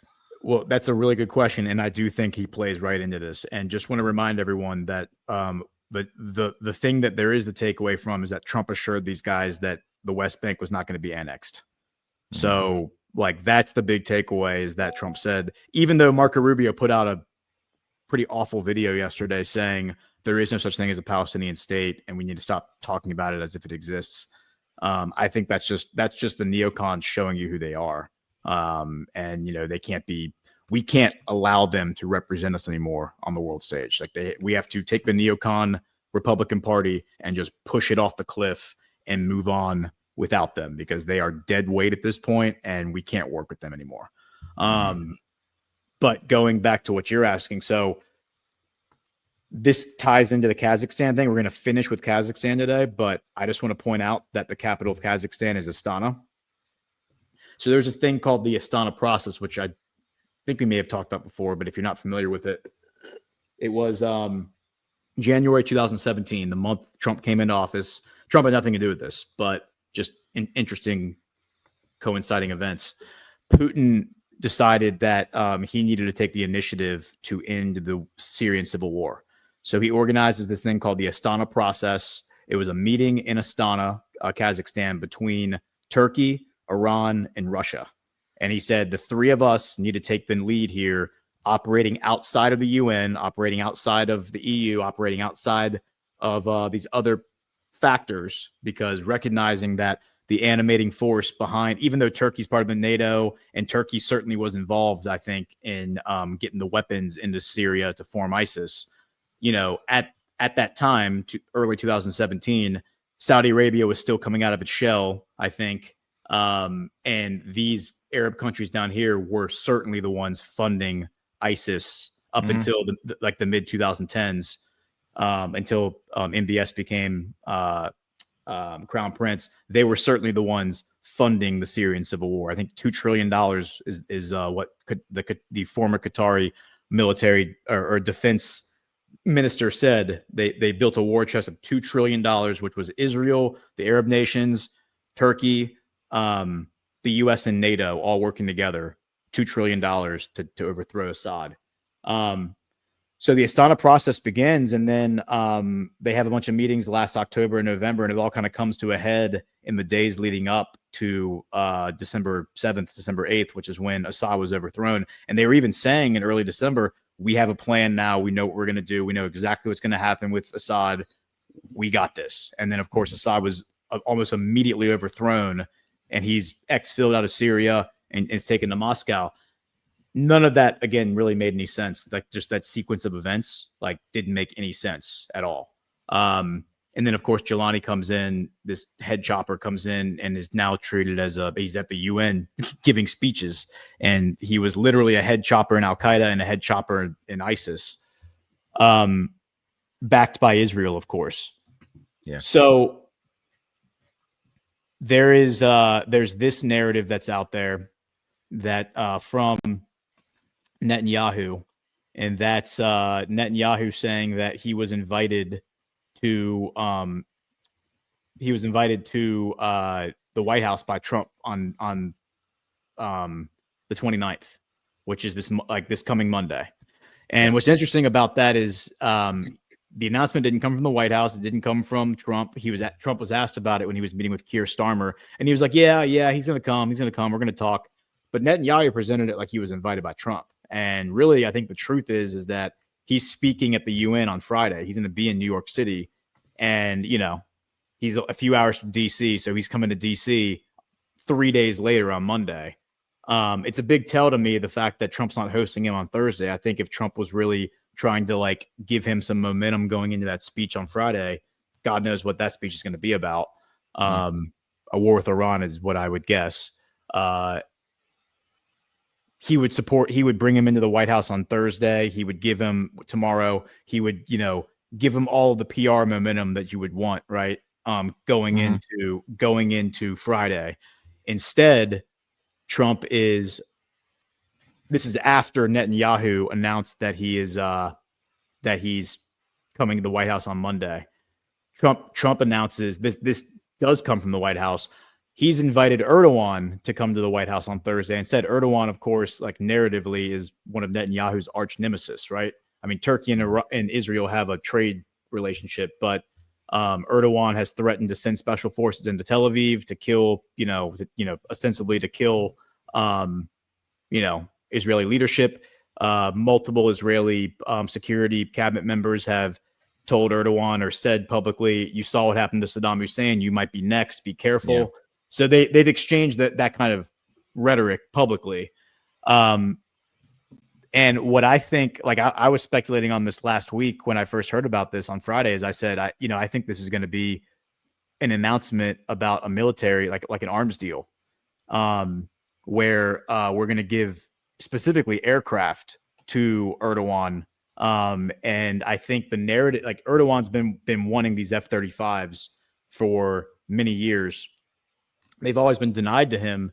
MBS wants them as well, but they always get denied because of that qualitative military edge that was written into law in 2008 by Congress. And the qualitative military edge says this: Israel specifically, if any Muslim neighbor of Israel is given any piece of equipment militarily, we are required by law to give a nicer piece of equipment, a newer piece of equipment to Israel, or we have to send another battalion of soldiers to Israel to reinforce the security architecture of Israel.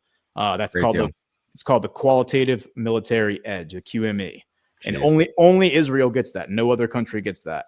And so, of course, if you give the F-35 to Saudi Arabia, which is what MBS suggested back in May when they signed the $142 billion arms deal, is there a better plane, like a newer plane you can give to Israel? No, there's not, which is why they're not going to get the F-35. But where I think Trump's going to find the loophole here is he's going to say, going back to the map, we're at a war. Hey, neocons, we're at a war with Russia. And Turkey, of course, was brought into NATO in 1952 because they exclusively control Russia's access to the Mediterranean Sea. So if you want to really fight Putin, we need to arm Turkey so we can fly F-35s over the Black Sea and remind Putin, who controls the Black Sea. It's NATO, not Russia. However, I actually think that if we give Erdogan these F-35s, they're not going to be flying over the Black Sea. They're going to be flying over Syria. And if you look to that point, this is what I was saying, on Friday and on Monday and on Tuesday. If you look at what the news was last night out of Israel, you pull this up from the Badlands News Brief.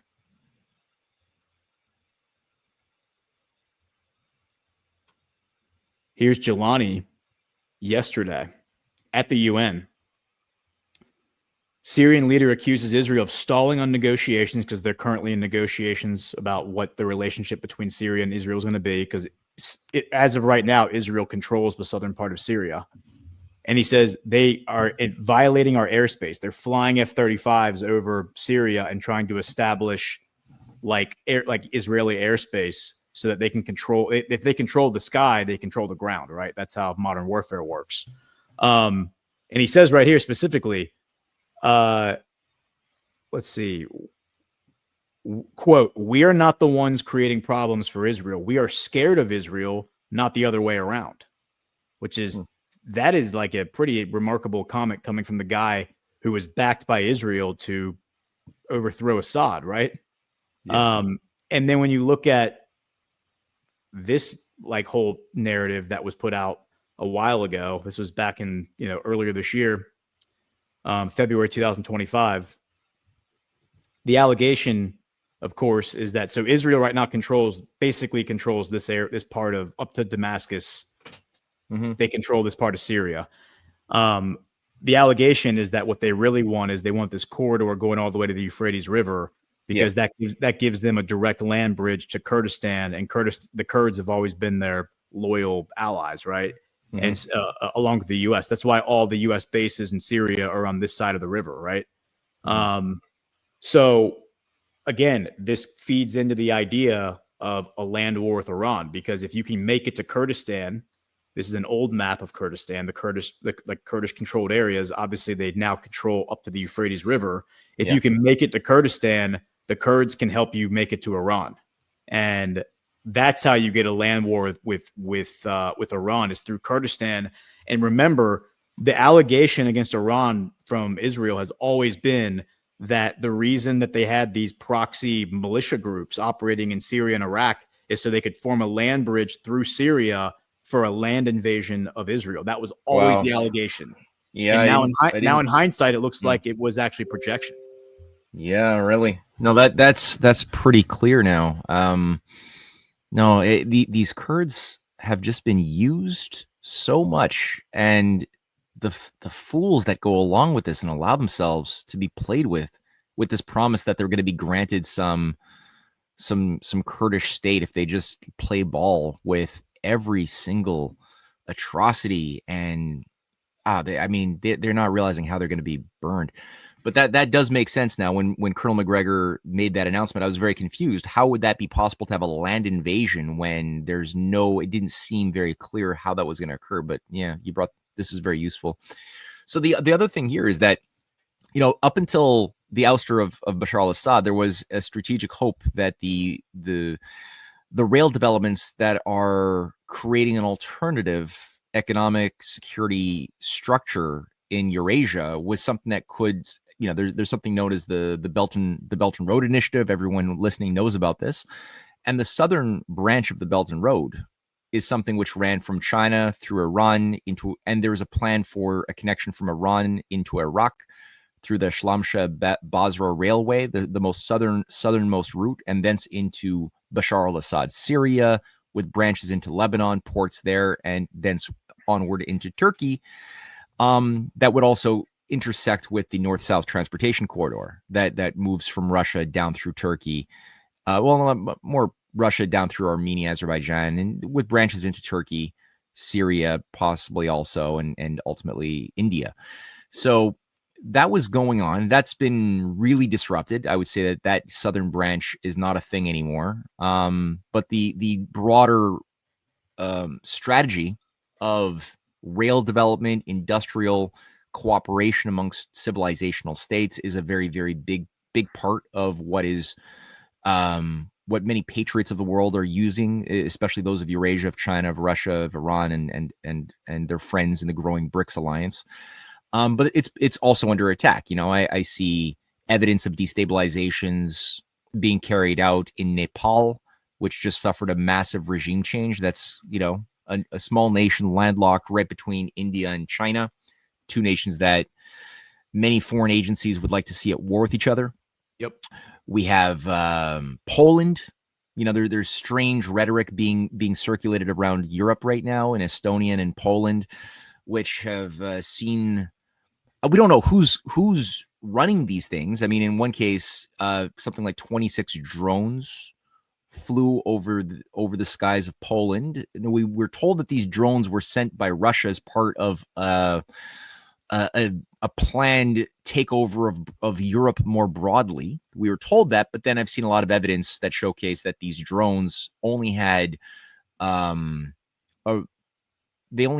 certain amount of distance that they could fly. I think 300 miles or so was their distance, which would put them outside of the influence of Russia. They would have emerged from somewhere other than Russia, maybe Ukraine, maybe somewhere in Poland, maybe somewhere else, but it couldn't have been Russia apparently. But that's the story. And the Estonians have also been putting out this notion. The Finnish prime minister has also said we have to be prepared to do what Turkey did. Because in Turkey in 2015, Turkey saw a Russian jet fly overhead, or so we were told. Evidence also indicates that that was actually Syrian, not Turkish airspace. But that excuse was made by the Turkish at the time that shot down the Russian jet, killed the pilot, or the pilot died. And it nearly invoked Article 5 of NATO, the Collective Security Pact. And within 2 weeks, the fires were made more timid. You know, Erdogan apologized to Putin, saying it was a terrible error. But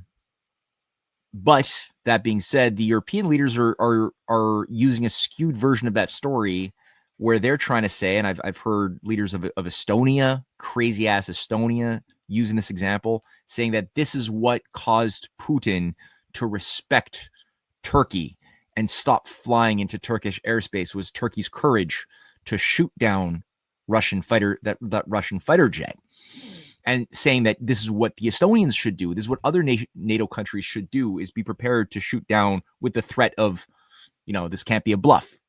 If we do this, we have to be prepared to go and fight Russia, because Russia will respect strength. Now, if you look at it, Estonia, this Russian jet a few days ago flew over, like, I think it was the Strait of Finland, over like an uninhabited island far removed from any population centers for like 12 minutes. 12 minutes. And yet they're making like an international thing about this now. So as a response, Poland has said they're going to shut down the Belt and Road connection into Europe, which they did, which is actually hurting themselves, because Europe needs the economic driver of China in order to, they're already committing suicide. This is only going to accelerate their bloodletting. So you have this being jeopardized now. You have also the middle corridor of the Belt and Road Initiative being jeopardized at a strategic weak point in Armenia, which again, Armenia has now a, harkening back to our opening dialogue on AI and the sickness of the AI cult. They actually have a minister of corruption, the world's first, as quick segue here, the world's first official minister of a government, the minister of anti-corruption of Armenia, is not a human. It's an AI construct. You hear about that?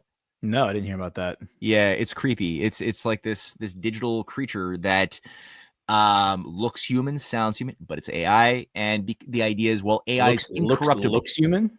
It's a digital screen, right? It's like just an AI construct of what? A person, a woman who is dressed in traditional Armenian garb. Very, very satanic, but okay. Yeah. And the idea behind this is that AI is incorruptible. Humans are evil. We're corruptible. AI is like an angel, you know, an angelic being beyond sin. And so you would want to have AI, you know, be responsible for cleaning out society's corruption. That's, God knows what's going to come of that. But so Armenia's, especially since the Soros like color revolution back in 2018, has been behaving very, very strangely, selling off, you know, a big chunk of the once Russian-led Zangezur corridor. That compromises clearly one of the middle corridor, the Belt and Road that goes from China, Pakistan, the Caspian would be included in that, and onward into Azerbaijan, Armenia, Turkey, and Europe. That's something that is no longer in necessarily the hands of Russia and China as it once was, though Pakistan is joining, which is interesting that Pakistan is very much pro-China and pro-Russia, though there is U.S. military controls of Pakistan too, which is a problem. It was used back in the day to fund international Islamicism. So we don't fully know how reliable Pakistan is, but the fact that Pakistan is now part of a new deal between Armenia, Azerbaijan, Turkey, and Pakistan might be a point of protection, maybe, of the middle corridor. But you were bringing up Kazakhstan, which is sort of like right at the heart of this Eurasian integration as something which, I mean, they're a member of the Eurasian Economic Union. Kazakhstan is, you know, it's led by Russia. It's not the European Union. It's the Eurasian Economic Union. Though again, they also suffered their own color revolution attempts back in 2021. nearly overthrew Kazakhstan, right? Well, they did overthrow. 2022, they did overthrow. There was a coup and then a counter. I think it was a coup and then a counter coup, something like that. Yeah, I got a little confused by that one, eh? Yeah. But I mean, right. my understanding is that was some sort of. I mean, reading into it, it looks like that was some sort of a cleansing of like getting rid of whatever embedded elements there were to clean out the government. That was Putin backing that. Putin was backing getting rid of moles, I guess. Yeah, it seemed like a positive coup in that sense. Yeah. It was like a benevolent coup, I guess you'd call it, because I do think the people who originally were in power are back in power, if I'm not mistaken. But anyway, yeah, that was 2021, 2022. And backing up a few minutes, Nick No is the one who really put that on my radar. If you're familiar with him, he's the Extortion 17 whistleblower, the one who blew the whistle on the Chinook helicopter full of SEALs. The same SEAL team that went in to kill Osama bin Laden was then killed in a really sketchy operation that they should have never been in. Like a few months later. Yeah, he's the one who the intelligence analyst who blew the whistle on all that. And so I've had him on my show. He's been on John and Zach's show, and he seems to think that Kazakhstan coup was a cleansing of like it was Putin doing that. He also put on my radar that again, I don't have any sauce on this, but the Erdogan assassination attempt that he survived was Putin helping him. That the way he explained it was that when Erdogan was flying in his plane, the Turkish Air Force that was escorting him, those fighter pilots tried to force him to the ground, like to land at an airport in another country where he was going to be arrested, and Russian fighter jets like intercepted them and then escorted Erdogan's plane to a safe airport. That's what Nick No said. Again, I don't have any sauce on it, and that hasn't been reported publicly as far as I could tell. But interesting anecdote if that ends up being true. And it certainly aligns with what I've seen publicly, because I do think ultimately what the play is here is like when we talk about a war between Israel and Iran, the real play is to get a war between Iran and Turkey, because if they can get Iran to attack Turkey, then that initiates Article 5, and then that brings NATO into the Middle East against Putin, because Putin and Iran are very tight at this point, right? So I think that's what the play is, and that's why this meeting with Erdogan tomorrow is so critical, because if you look at Trump's announcement, this is Trump announcing it last week.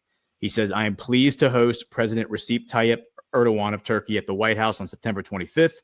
We are working on many trade and military deals with the president, including the large-scale purchase of Boeing aircraft, a major F-16 deal, and a continuation of the F-35 talks, which we expect to conclude positively. President Erdogan and I have always had a good relationship. I look forward to seeing him on the 25th.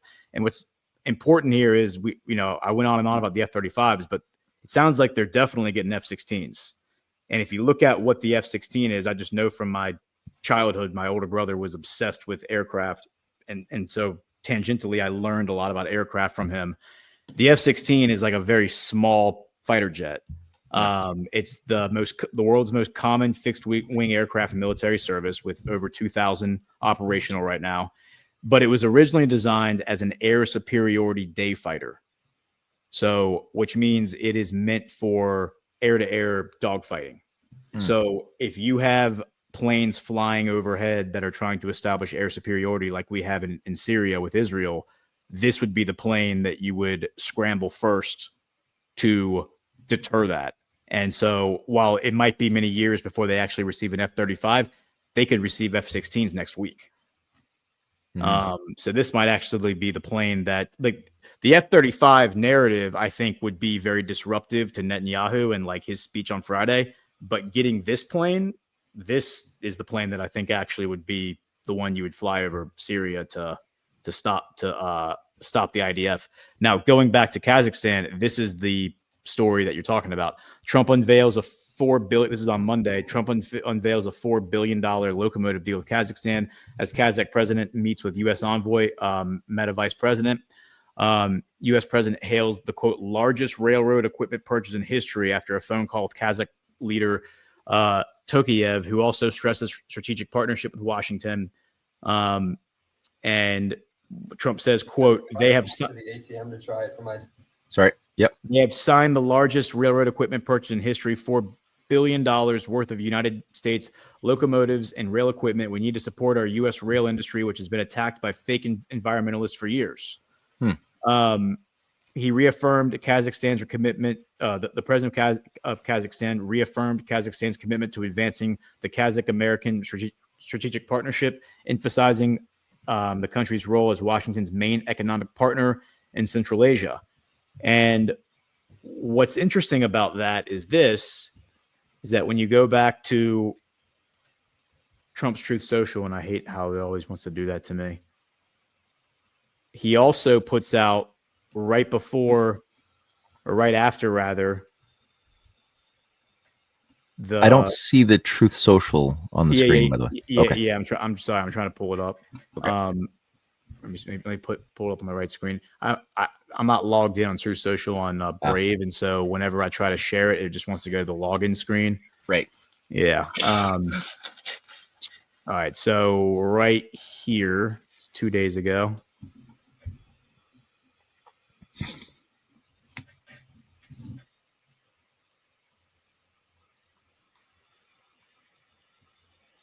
Right here. It's 3 days. There it is. Okay, so it was after all the Charlie Kirk stuff. This is hilarious. I don't know if you saw the Venezuela thing, but that was hilarious. And is that a militia in Venezuela? He says, top secret, we caught the Venezuelan militia in training, a very serious threat. And watch the video. Oh my God. Oh no. That is pretty funny. Well, and I talked about this on my show yesterday. What's even better about it is that, the official narrative against Maduro is that the people in Venezuela are starving, and that's why he's a dictator. Because while I think it's Trump being goofy and like being Trump, he's also like kind of revealing the people in Venezuela are not starving, and maybe that's all just a lie. Yeah. Yeah. Clearly. So here it is. Here's the Kazakhstan post about the U.S. rail industry. The very next one is earlier this month, and this is him revealing something that happened earlier this month. Earlier this month, I spoke with the highly respected president of Uzbekistan. Today, I want to congratulate President Mirziyoyev on signing a great deal with Boeing worth over $8 billion. Uzbekistan Airways is purchasing 22,787 Dreamliners. That's an insane amount of airplanes. Wow. This will create over 35,000 jobs in the U.S. He is a man of his word, and we will continue to work together on many more items. Thank you for your attention to this matter. What's interesting about that is I was talking about this part of the world on my show back in June. I pulled the clip of it and posted it. But I was going back to Zbigniew Brzezinski's Grand Chessboard and how like the unlikely alliance in 1998 that could stop the New World Order would be Iran, China, and Russia. So just playing around on my show, I drew a line from the capitals of those three countries, and of course, right in the center of that is Kazakhstan geographically, and just south of Kazakhstan is Uzbekistan. Uzbekistan is important because that's been our best ally in Central Asia. That's where we launched the war in Afghanistan in 2005. Whenever we went into 2003, whenever we went into Afghanistan. I thought that was because it was 2003 was Iraq. 2003 was Iraq. Right away. Yeah, you're right. Maybe it was 2007. We went into Afghanistan. Anyway, it was 20 years ago. But we launched the war in Afghanistan from Uzbekistan. So they're like an old U.S. ally. But Kazakhstan is important because there's a lot of pipelines running through there. There's a lot of railroad running through there. It's the connection between Russia and China. I mean, China and Russia share this tiny little border right here. And they obviously share the border up here north of North Korea. But this is this passage between the two mountains. That's the passage that the Mongolians rode through 800, 900 years ago, the Golden Horde, when they took over Europe, right? Yeah. So this is a very critical piece of geography here. And Putin and Xi have been signing deals for the past several months to strengthen that border and run more infrastructure back and forth through Kazakhstan. And then last week, to like kind of put a punctuation on all this, Putin put out this narrative, and let me see where this one. Putin signs off on Europe's largest ever high-speed rail project. It was from September 17th. The new transportation network will span 4,500 kilometers, which is 2,800 miles. And the trains will be capable of reaching speeds of 250 miles an hour.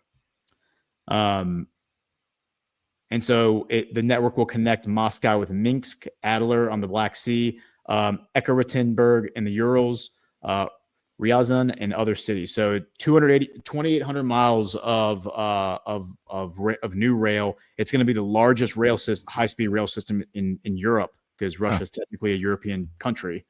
And when you couple this with the Alaska summit, which lots of speculation about a bridge across the Bering Strait, like a rail bridge, and then the deal in Kazakhstan, and then you couple that with the SCO deal, and what the speculation was about what's going on between Azerbaijan and Iran, and how there's this rail system that Putin has been building.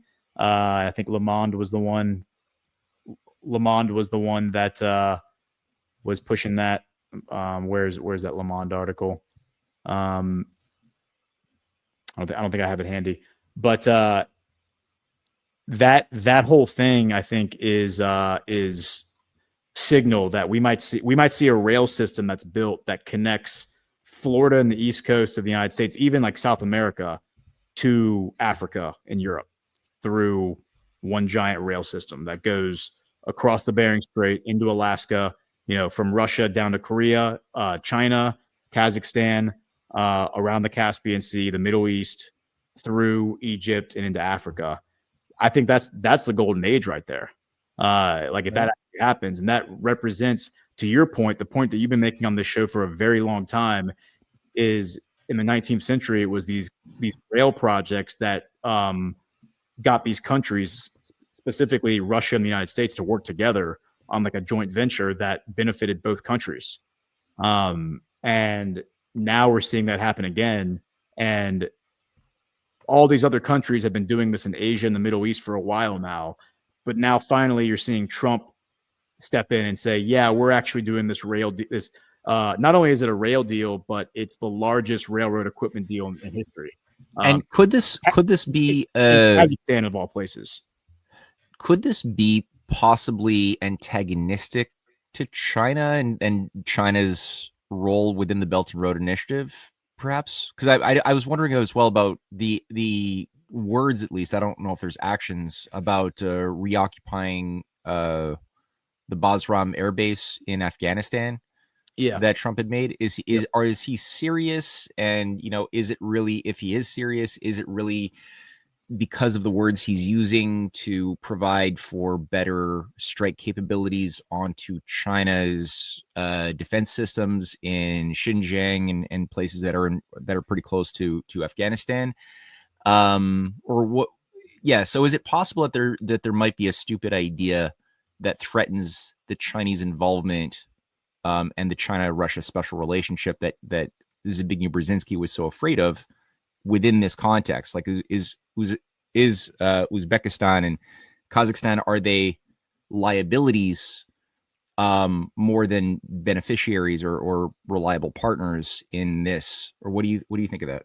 Well, I think that's actually a really good point. That's something to bring up, because going back to Chris Paul and Bernie Bright's theory of drafting, using the old movie Days of Thunder, the Tom Cruise movie about NASCAR, and how like Tom Cruise explains that you save power in your engine by drafting behind the car in front of you, and then you wait until the very last minute in the race, and you pull around the car in front of you because you have extra power in your engine, and then you win the race. But the whole time you're drafting behind the car in front of you, and it looks like the car in front of you is actually the winner.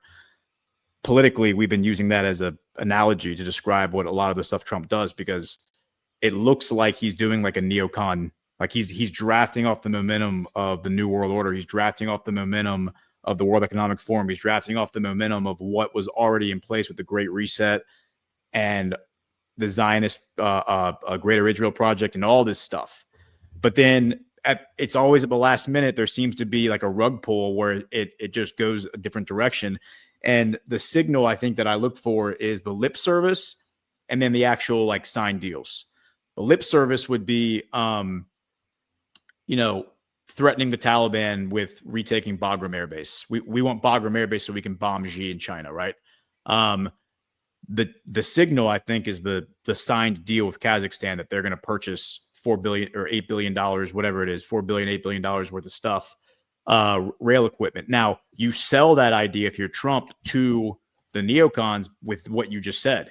This is how we disrupt the SCO. This is how we disrupt the China-Russia relationship, is by getting a foothold in Kazakhstan and then using Kazakhstan as a wedge between China and Russia. But as we just discussed earlier, Kazakhstan seems to be firmly under the control of Putin.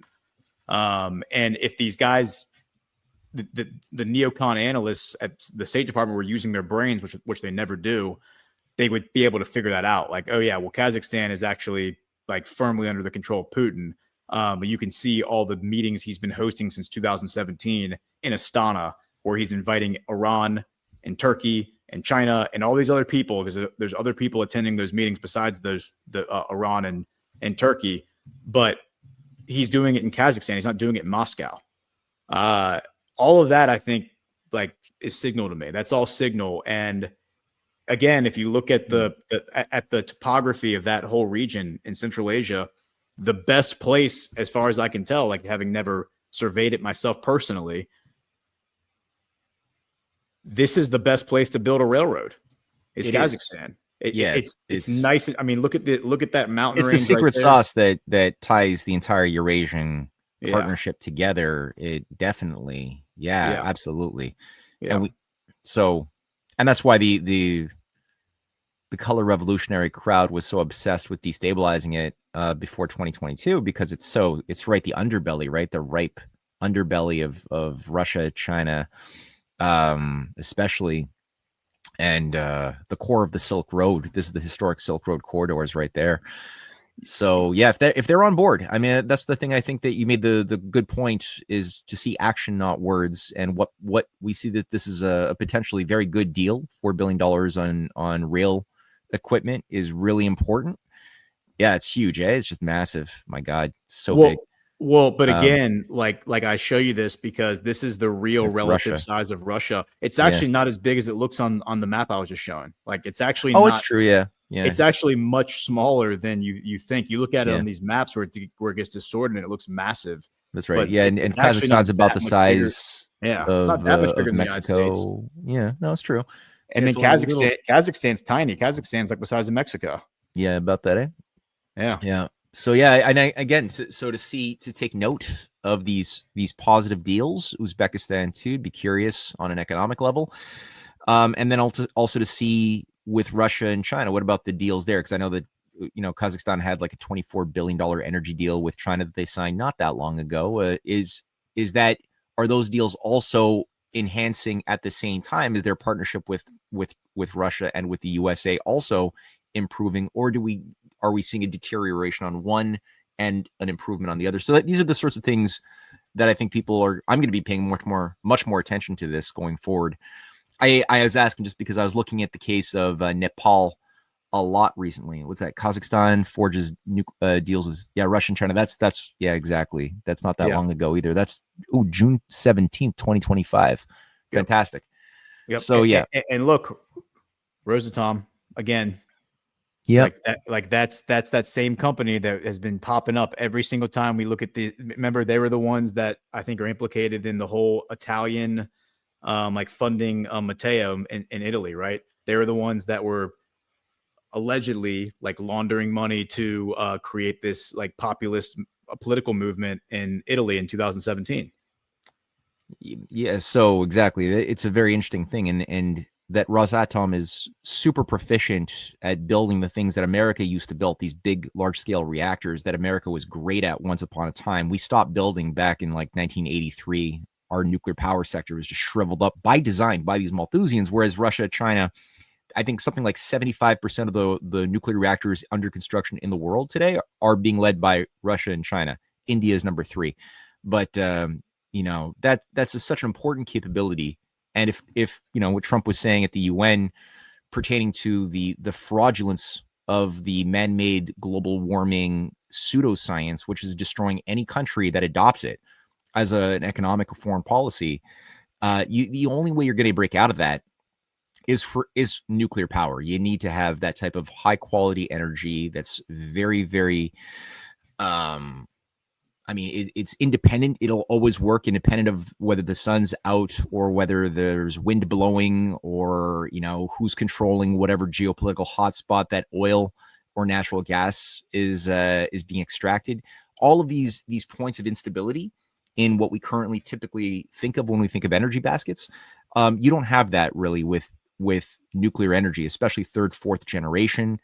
And it gets you closer to fusion. So, yeah, if you can get that type of US, Russia, China alliance that also brings in Kazakhstan on energy and transport together at the same time, then the world is going to become very bright. I was a little bit worried, and I'm still a little bit worried because of what I'm seeing in some of the National Endowment for Democracy active operations right now. They just overthrew the government of Nepal and inserted a technocratic government there. The hands of the NED was all over the place. Same thing, destabilizations around China's perimeter in Cambodia, in Philippines, underway as well. Indonesia.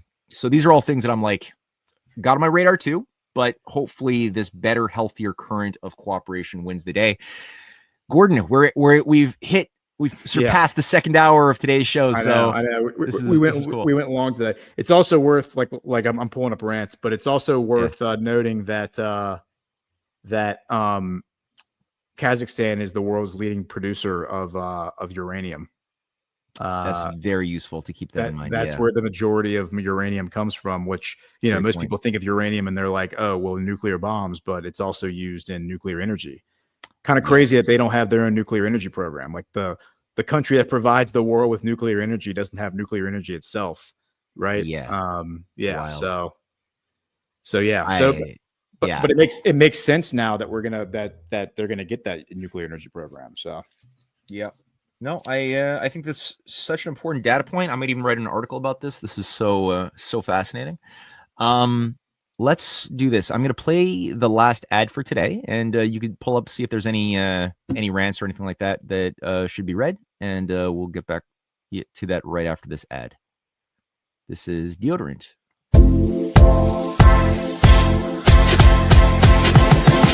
Deodorant should do more than cover you up.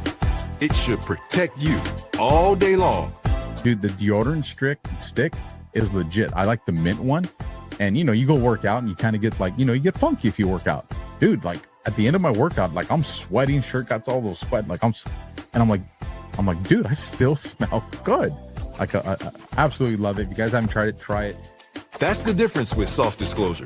No aluminum, no chemicals, just clean, natural ingredients that fight odor and keep you fresh through every workout, every meeting, every moment. I've always struggled with the you can't use aluminum deodorant because you're going to die if you use it kind of thing, because all of the non-aluminum deodorant products suck pretty much. Yeah. This is different.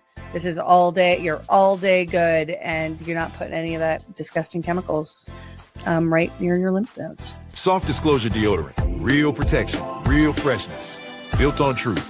Available in mint and lemon grapefruit. Visit softdisclosure.com and use promo code Badlands for 15% off.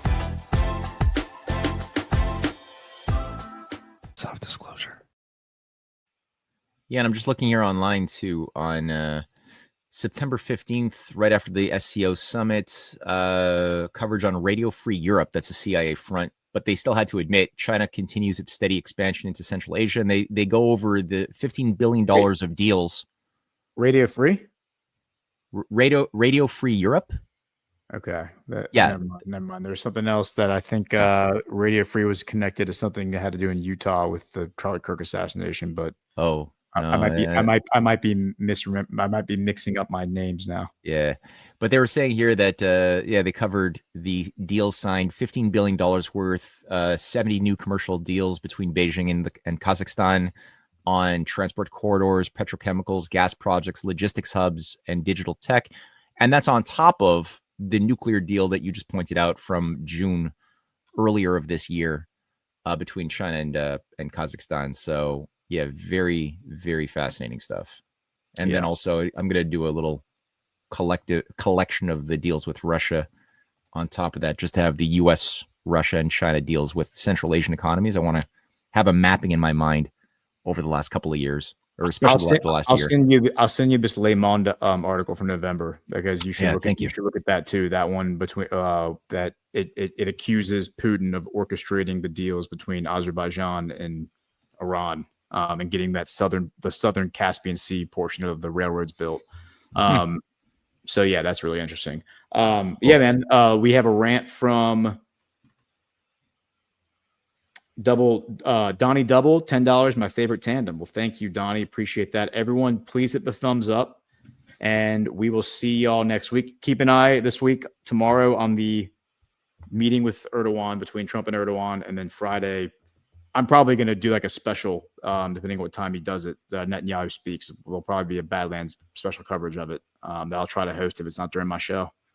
Awesome. All right, cool. This was fun. Thank you, Gordon, and thank you everybody for joining us. And tune back in next week, or actually tune back into everything Gordon's going to do in the coming days ahead.